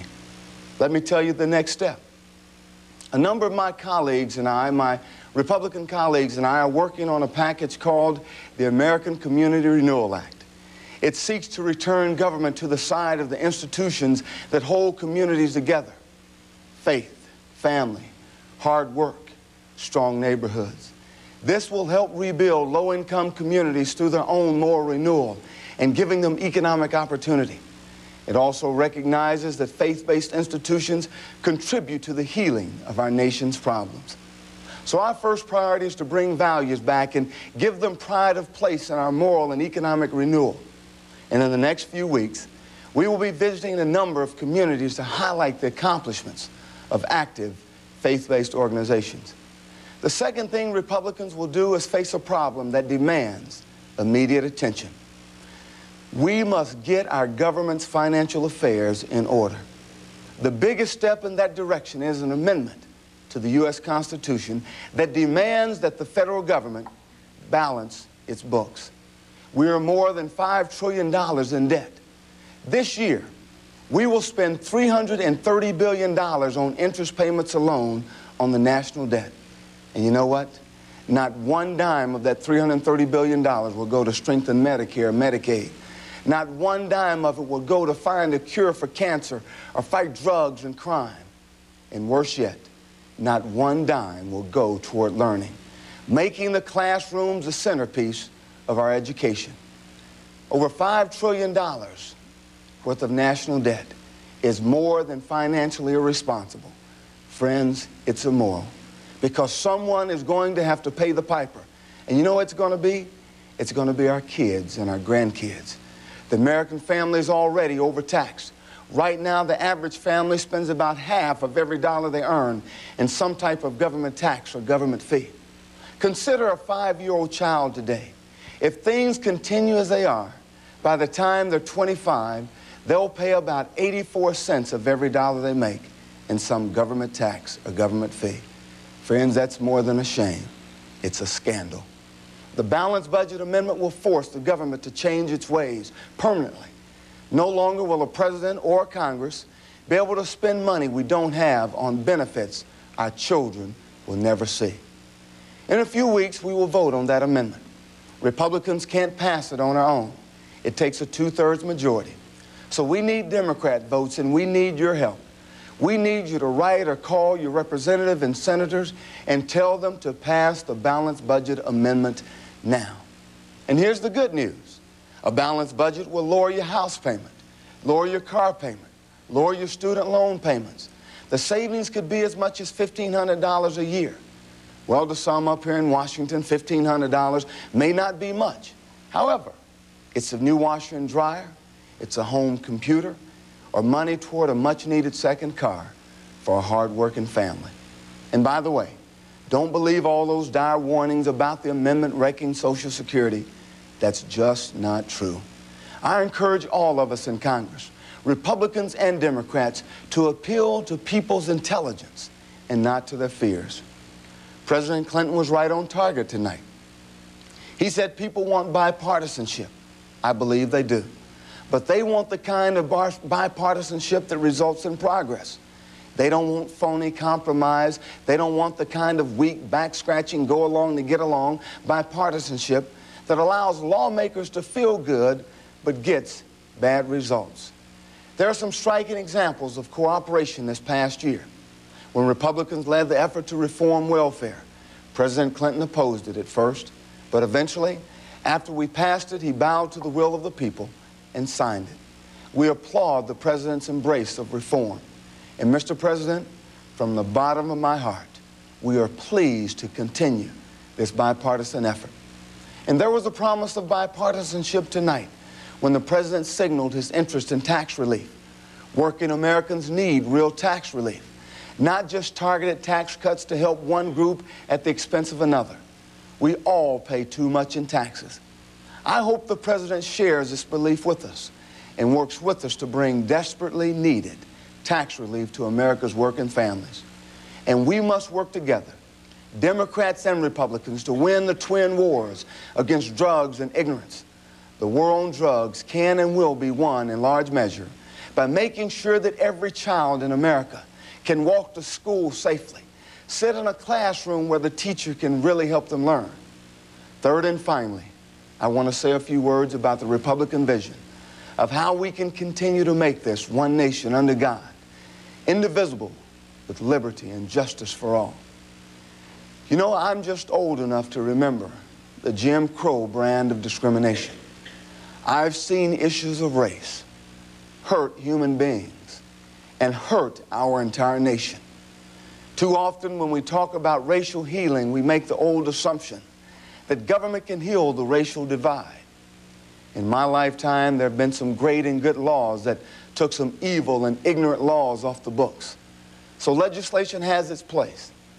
But friends, we're at a point now where we have to ask ourselves some questions. And I ask you, if legislation is answer to the racial divide in our nation, then why in God's name, in our time, has the division grown? Why is the healing we long for so far from reality? Why does it seem that the more laws we pass, the less love we have? The fact is, our problems can't be solved by legislation alone. Surely we have learned from our long, difficult journey a great truth. Government can't ease all pain. We must deal with the heart of man. Republicans and Democrats, red, yellow, black, and white, have to understand that we must individually, all of us, accept our share of responsibility. We must decide as we stand on the edge of a new age if we will be captive of the past.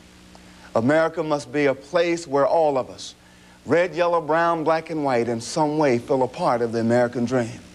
It does not happen by dividing us into racial groups. It does not happen by trying to turn rich against poor or by using the politics of fear. It does not happen by reducing our values to the lowest common denominator. And friends, it does not happen by asking Americans to accept what's immoral and wrong in the name of tolerance. We must make our mark on the future as a people who care for our families, for one another, for our neighbors, for all the beautiful children. We must make our mark as a people who share and help each other in need. We must be a people who dare to take responsibility for our hatreds and fears and ask God to heal us from within. And we must be a people of prayer, a people who pray as if the strength of our nation depended on it, because it does. When you come right down to it, that's our vision and our agenda. All over the country, I've often told the story of a boy and his father. The father was trying to get some work done, and the boy wanted the daddy's attention. But the father was busy at his desk with so much to do. To occupy the boy, this father gave his son a pencil and a paper and said, "Here, son, go draw the family." 2 minutes later, he was back with a picture, all stick figures. So the dad, trying to buy some more time, said, "Here, go draw the dog." 2 minutes later, he comes back with another stick figure. Now the father was exasperated. He looked around, he saw a magazine, and he remembered that he had seen a picture of the world in this magazine. And what he thought was a stroke of genius, the father tore out the picture and tore it into 20 different pieces. And he said, "Here, son, go put the world back together." And you know what happened? 5 minutes later, the little Michelangelo was back, saying, "Daddy, look what I've done." The father looked and he said, "Son, how did you do it so quickly? How did you put the world back together so quickly?" And the little boy answered, "Dad, it was easy. There was a picture of a man on the back of the map, on the back of the world. And once I put the man back together, the world fell into place."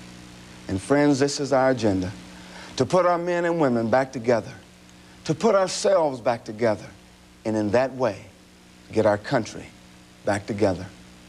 I am reminded of the final words of President John Kennedy's inaugural address. He said this, "Let us go forth to lead the land we love, knowing that here on earth, God's work truly must be our own." I say amen to that. Thank you for your graciousness in listening to me so late in the evening. God bless you, and God bless our children, and thank you very much. Oklahoma Republican Congressman J.C. Watts, a second termer in this 105th Congress, giving the Republican response. He spoke for some 16 minutes, and no doubt you noticed that Mr. Watts had an audience. He was speaking from the members' reading room of the Library of Congress, and quite apparently, following Senator Bob Dole's disastrous response to President Clinton's last State of the Union address, the Republican Party decided to do some sprucing up, one by providing an audience for their person to respond to the President of the United States. J.C. Watts talking about the Republican Party's position in this 105th Congress. At one point, he said it is the party that has been trying to return values to the United States government and to the citizenry of this country. He talked about the $5 trillion national debt. He said the money used to pay the interest rates does not benefit the American people. He spoke of self-esteem. He spoke of bipartisanship. An answering call from the Republican Party to the President's State of the Union address. Judy? And Congressman Watts' remarks followed by just a few moments President Clinton's first State of the Union address in this, his second term in office. The president began in his remarks a little after 9 o'clock Eastern Time by saying that he wanted the Congress to work together with him.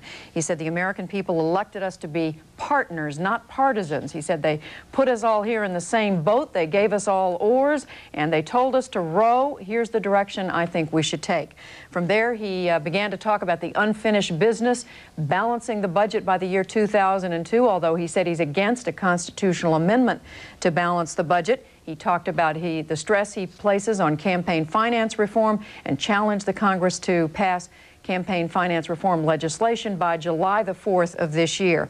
He went on to say that his top priority for the next 4 years is education, and he listed 10 points that he said a 10-point call to action, beginning with setting rigorous national standards. He said he wants to see national tests to make sure that all 4th graders can read and that all 8th graders know math. He also said that we need a talented and dedicated teacher in every classroom. And from there, he went on to make specific points about how education needs to be improved. He also talked about America's international role in the world, and finally, in saying that diversity in the United States is a strength and not a weakness, he called on Americans to work to defeat bigotry and differences, which, Bernie, I think has to be a message as we think about this O.J. Simpson verdict in California this evening. Tomorrow morning, the president ended his State of the Union address by saying that tomorrow morning there will be just over 1,000 days until the year 2000. He said 1,000 days to work together, and he said, let's build a bridge to a land of new promise, of course, recalling those words that he spoke in his inaugural address just a few days ago. We're going to take a break, and when we come back, we're going to have the very latest from Los Angeles, from Santa Monica, where just moments ago, a jury in the civil trial in the O.J. Simpson case announced its verdict, finding O.J. Simpson responsible in the death of Ron Goldman and responsible in the battery of his ex-wife, Nicole Brown Simpson. We'll be back with that in just a moment.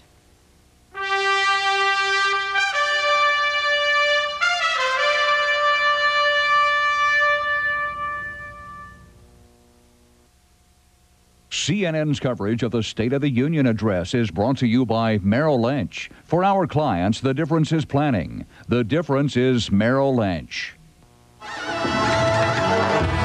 Creativity is saying, how might it be done? And then making it happen. Creativity is approaching things in a different way, really. It's our ability to be insightful and to provide original solutions to our clients. We as a firm have been very creative always. And we have been very, I would say, pioneer in many aspects. That's what makes Merrill Lynch different to other world. This is going to be fantastic. A week of fishing. Only one way in and one way out. Peter would have loved this. Too bad he hates to fly. Peter's a wimp.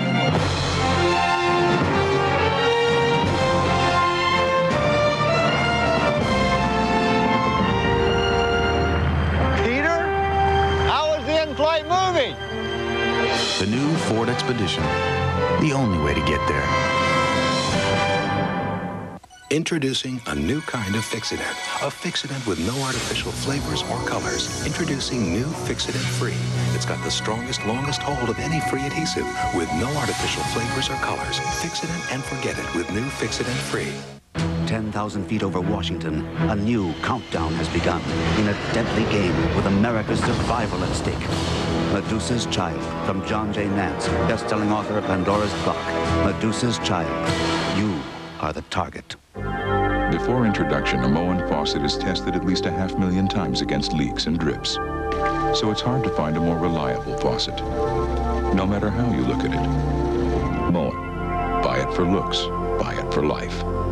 I'm a little angry. If only I'd known how good Advil really is. Look, when I work, I move. The other day, everything stopped. I took Tylenol. Didn't get rid of all the pain. Then my daughter Amy got hold of me. She's a doctor, you know.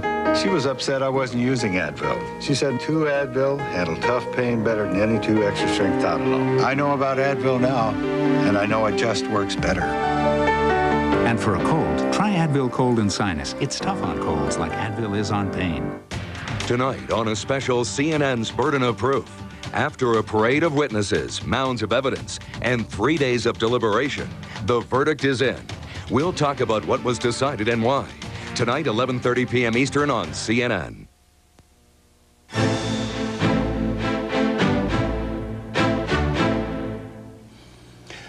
Continuing our O.J. Simpson jury verdict coverage, a reminder at 11:30 p.m. Eastern, CNN will provide a special live edition of Burden of Proof. Now we go to Charles Feldman at the Santa Monica, California courthouse. Charles? Bernie, I'm going to start off by having our cameraman take a shot right across the hotel. We're in the hotel right near the courthouse, and what you're looking at is a picture of the crowd surrounding Daniel Petruccelli. Petruccelli, of course, was the lead attorney representing the families who successfully sued O.J. Simpson, with this jury unanimously deciding tonight that O.J. Simpson was responsible in the deaths of both his former wife, Nicole Brown Simpson, and her friend, Ron Goldman. And you can probably see Dan Petruccelli's head peeking through the crowd there. There was a enormous reaction after the verdict. The family of Ron Goldman leaving the courthouse. When they left the courthouse, there was an enormous reaction. Let's go through the verdict again. The verdict, there was a number of questions that this jury had to answer, and here they were.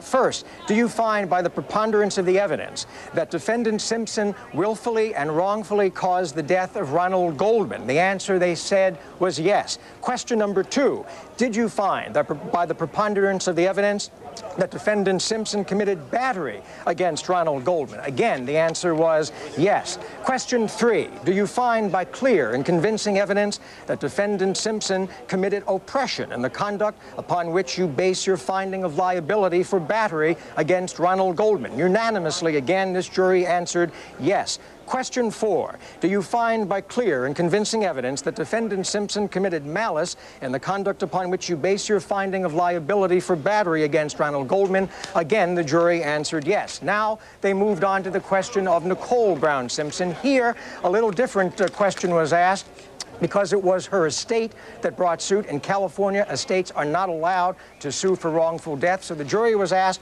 do you find by the preponderance of the evidence that defendant Simpson committed battery against Nicole Brown Simpson? But it was well understood by this jury, because of the conduct of this trial, that if they answered yes, it meant that, in effect, they found Simpson responsible for murdering his former wife, and they answered that yes, they did hold him responsible. Question 6, do you find by clear and convincing evidence that defendant Simpson committed oppression in the conduct upon which you base your finding of liability for battery against Nicole Brown Simpson? Again, the answer was yes. Question 7, do you find by clear and convincing evidence that defendant Simpson committed malice in the conduct upon which you base your finding of liability for battery against Nicole Brown Simpson? The answer again was yes. Now they moved on to the issue of money, which is what, after all, in the way civil litigation is all about.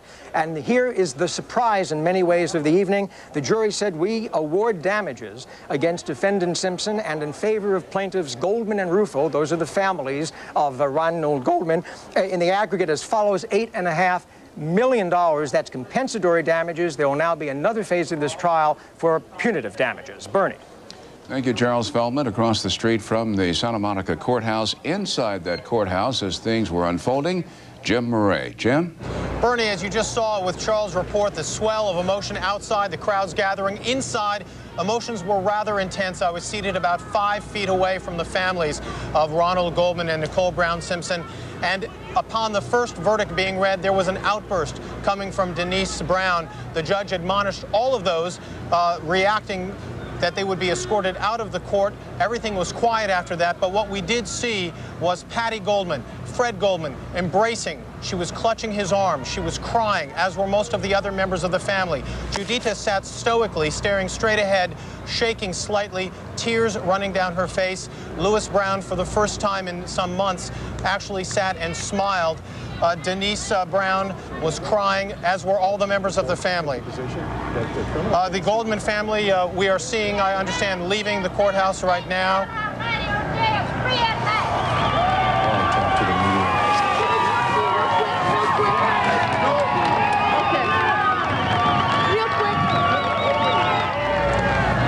You could hear the crowds cheering for the most part as the Goldman family left the courthouse. O.J. Simpson left the court roughly 10 minutes earlier, and you heard alternating between boos and cheers. O.J. Simpson left this courthouse rather quickly after the verdict was read. He sat for the most part staring straight ahead as the verdicts were read one by one and the jurors were polled. Daniel Petrocelli, the lead attorney for the plaintiffs, sat emotionless for most of the verdict, staring back at the Goldman and Brown family, and tears began running down his face as well. Bernie, rather emotional in the courtroom. Indeed, it certainly, based on your report, sounds like it. Jim Murray, a quick question. For all the principals, the lawyers, the jurors, the plaintiffs, the defendant, is the judge's gag order still not in effect? It is still in effect. However, Daniel Petrocelli told us prior to the verdict being read that he would be making a statement across the street at the Doubletree Hotel, which is where they have their command post.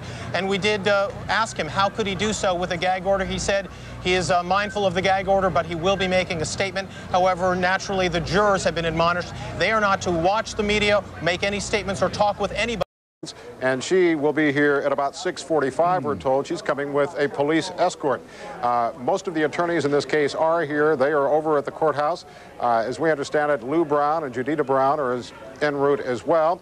And as far as I understand, O.J. Simpson has not arrived yet as well. So as soon as the principals in this case get here, I would imagine shortly thereafter, we should expect to hear these verdicts announced. Bernie? Okay, thank you very much, Greg Lamont. Outside the court at Santa Monica, California.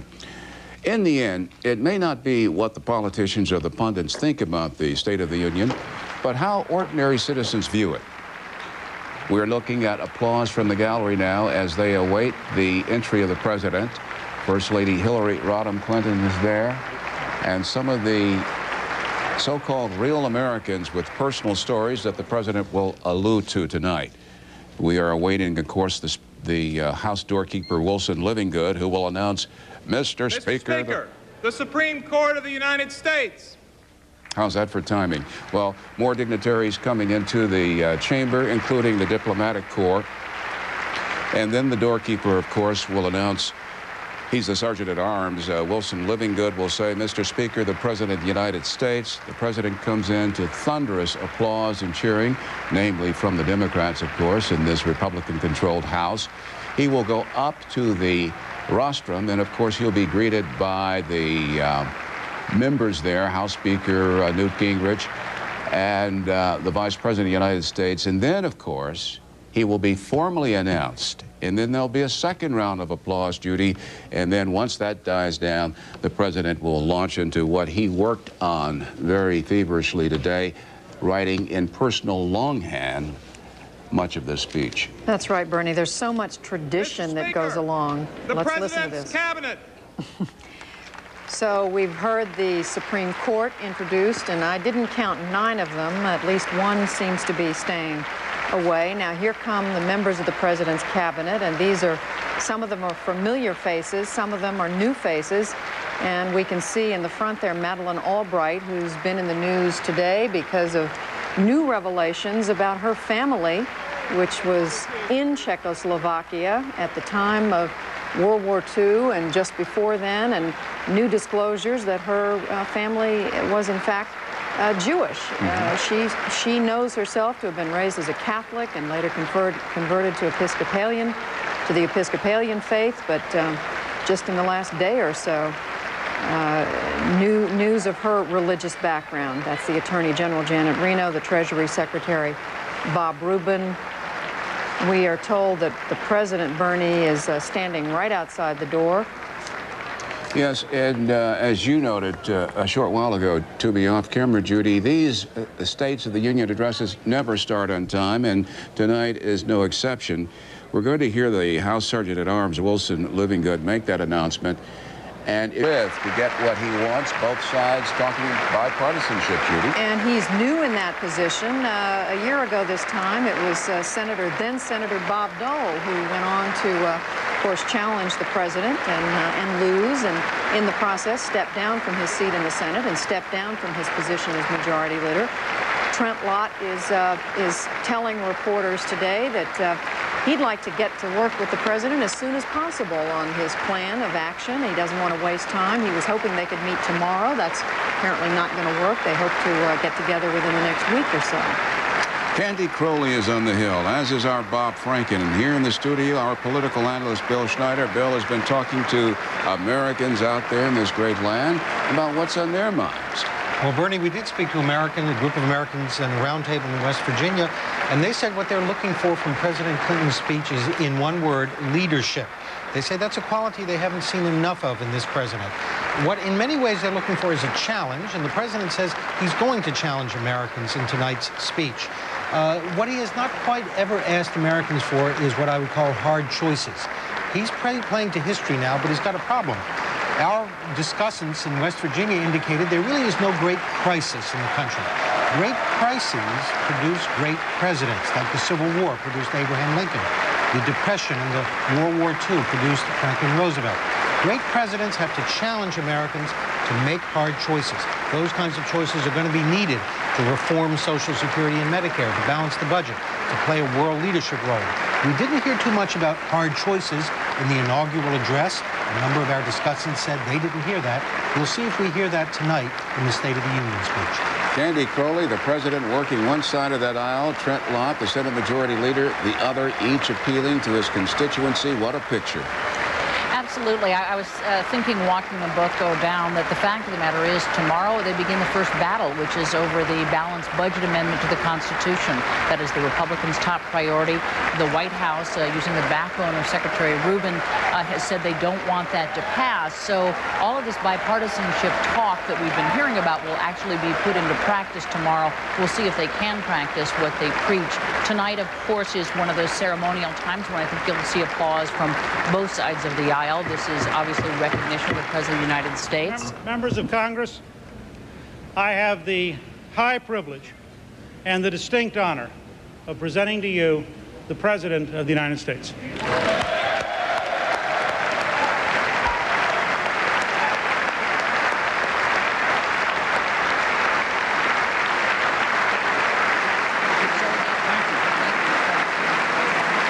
From both sides of the aisle. We'll see how it goes tomorrow. Thank you. Thank you. Thank you very much. Thank you. Thank you. Mr. Speaker. And my number one priority as president for the next 4 years is to ensure that Americans have the best education in the world. And as he did in his inaugural address, Mr. Clinton will also call for national unity. For no matter what our differences in our faiths, our backgrounds, our politics, we must all be repairers of the breach. We may not share a common past, but surely we share a common future. Mr. Clinton will also talk about the need to improve to make sure that Medicare and Social Security are safe in the long term. Aides say the speech will include 6 major sections. First, what he describes as so-called unfinished business. The president will call for a balanced budget, but will oppose a constitutional amendment to require it. He will say the nation must improve last year's welfare reform law, and he will call for passage of campaign finance reform legislation by July 4th. On education, the president will restate his well-known education policies, but he'll also announce a 20% increase in his proposed education budget to $51 billion in the coming fiscal year. On technology investments, he'll call for greater investment in the internet, space exploration, and medical science. He'll also talk about the need to build stronger families and communities. He'll propose expanding the so-called family and medical leave law, and we'll talk about new steps to provide health insurance for the nation's poor children. On international affairs, there will be a much longer section than usual, and the president will outline his top strategic objectives, though there won't be any great surprises in this section. Finally, the president will have what's called a call to unity. This will include his appeal for bipartisan cooperation. Aides say the speech without applause is scheduled to last for about 1 hour, so with applause, it could go much longer. Bernie and Judy? Wolf, as we watch the proceedings there in the House of Representatives waiting for the president to come in, clearly this is everything that's on the mind of the White House is this speech tonight, but they don't live in a news vacuum. They know that the country is also waiting to see what's going to happen to O.J. Simpson in terms of this verdict coming out in Santa Monica, California. You've talked to them about that, have you not? Well, the White House Press Secretary Mike McCurry, obviously, as our other officials here at the White House, quite sensitive to the breaking story out in California. And McCurry, obviously very concerned that the president's speech won't get the full attention that they want it to get, said, quote, "The State of the Union happens once a year. It's about the future of our country. O.J. verdicts come and go. We intend to proceed with our program." And when McCurry was asked whether he was concerned that the networks might break away from the president's State of the Union address, he simply replied that news organizations are going to have to make their own responsible decisions. And, Wolf, we're being quite responsible as we await the president's entry to the well of the House. We're going to go quickly to Greg Lamont. He's in Santa Monica, California, outside the courtroom. Greg? Well, Bernie, we are awaiting the announcement of the verdicts that the jurors, the 6 men and 6 women, apparently have reached. That was the announcement about 2 hours ago. In essence, what we're waiting for is for the principals to get here. In fact, we were told, for instance, that Denise Brown, sister of Nicole Brown Simpson, has just left her residence. This is CNN.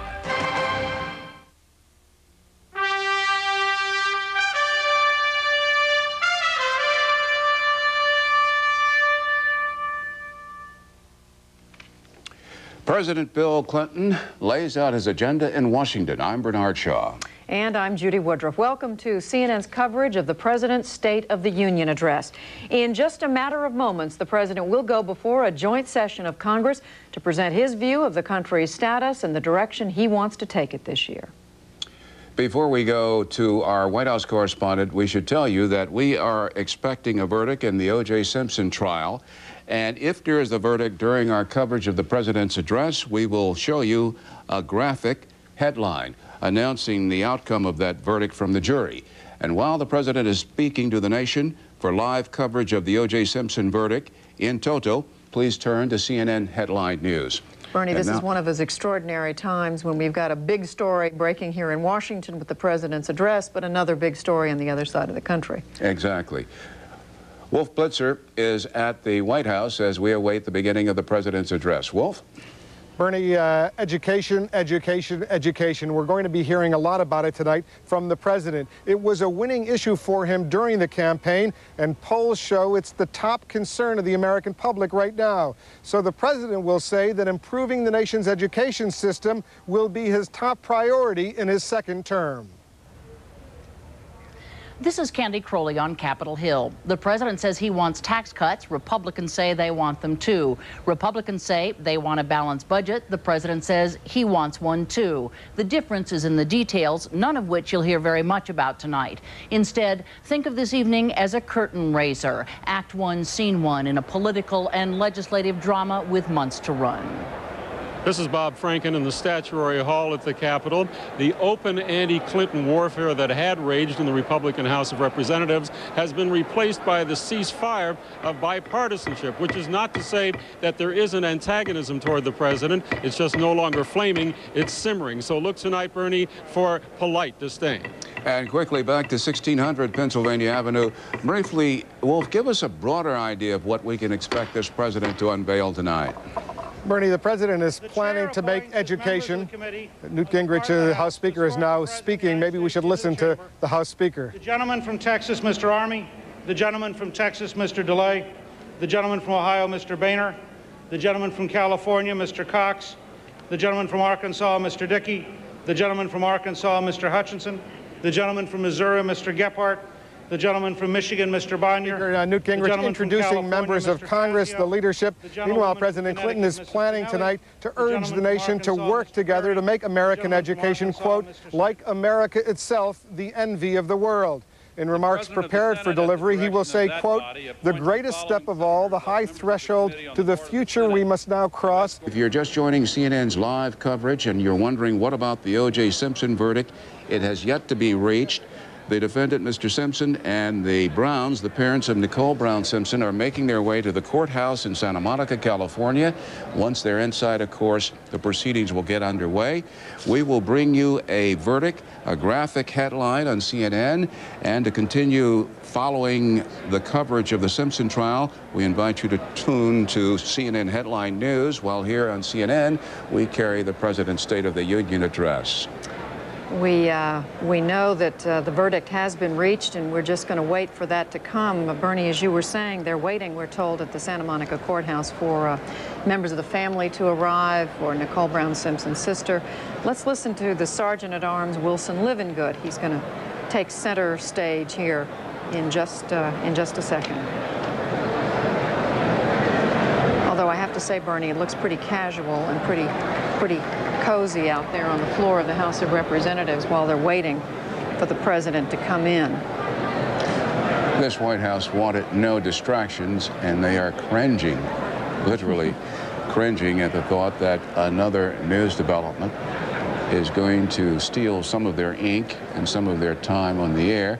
But that's reality in America, and we will do our darndest to make certain that you're fully informed here as the President of the United States addresses the American people from the House of Representatives, and that you're informed with the goings-on in that Santa Monica, California courtroom.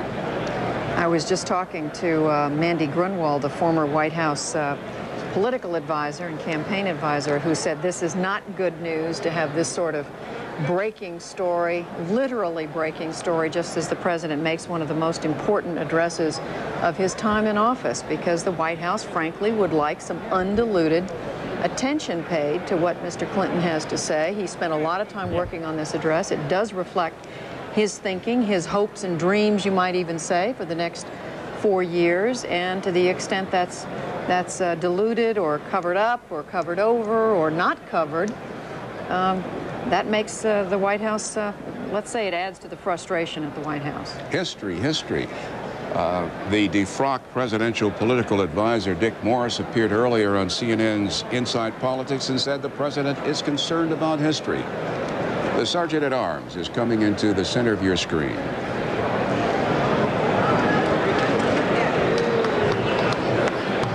Mr. Speaker, the President of the United States.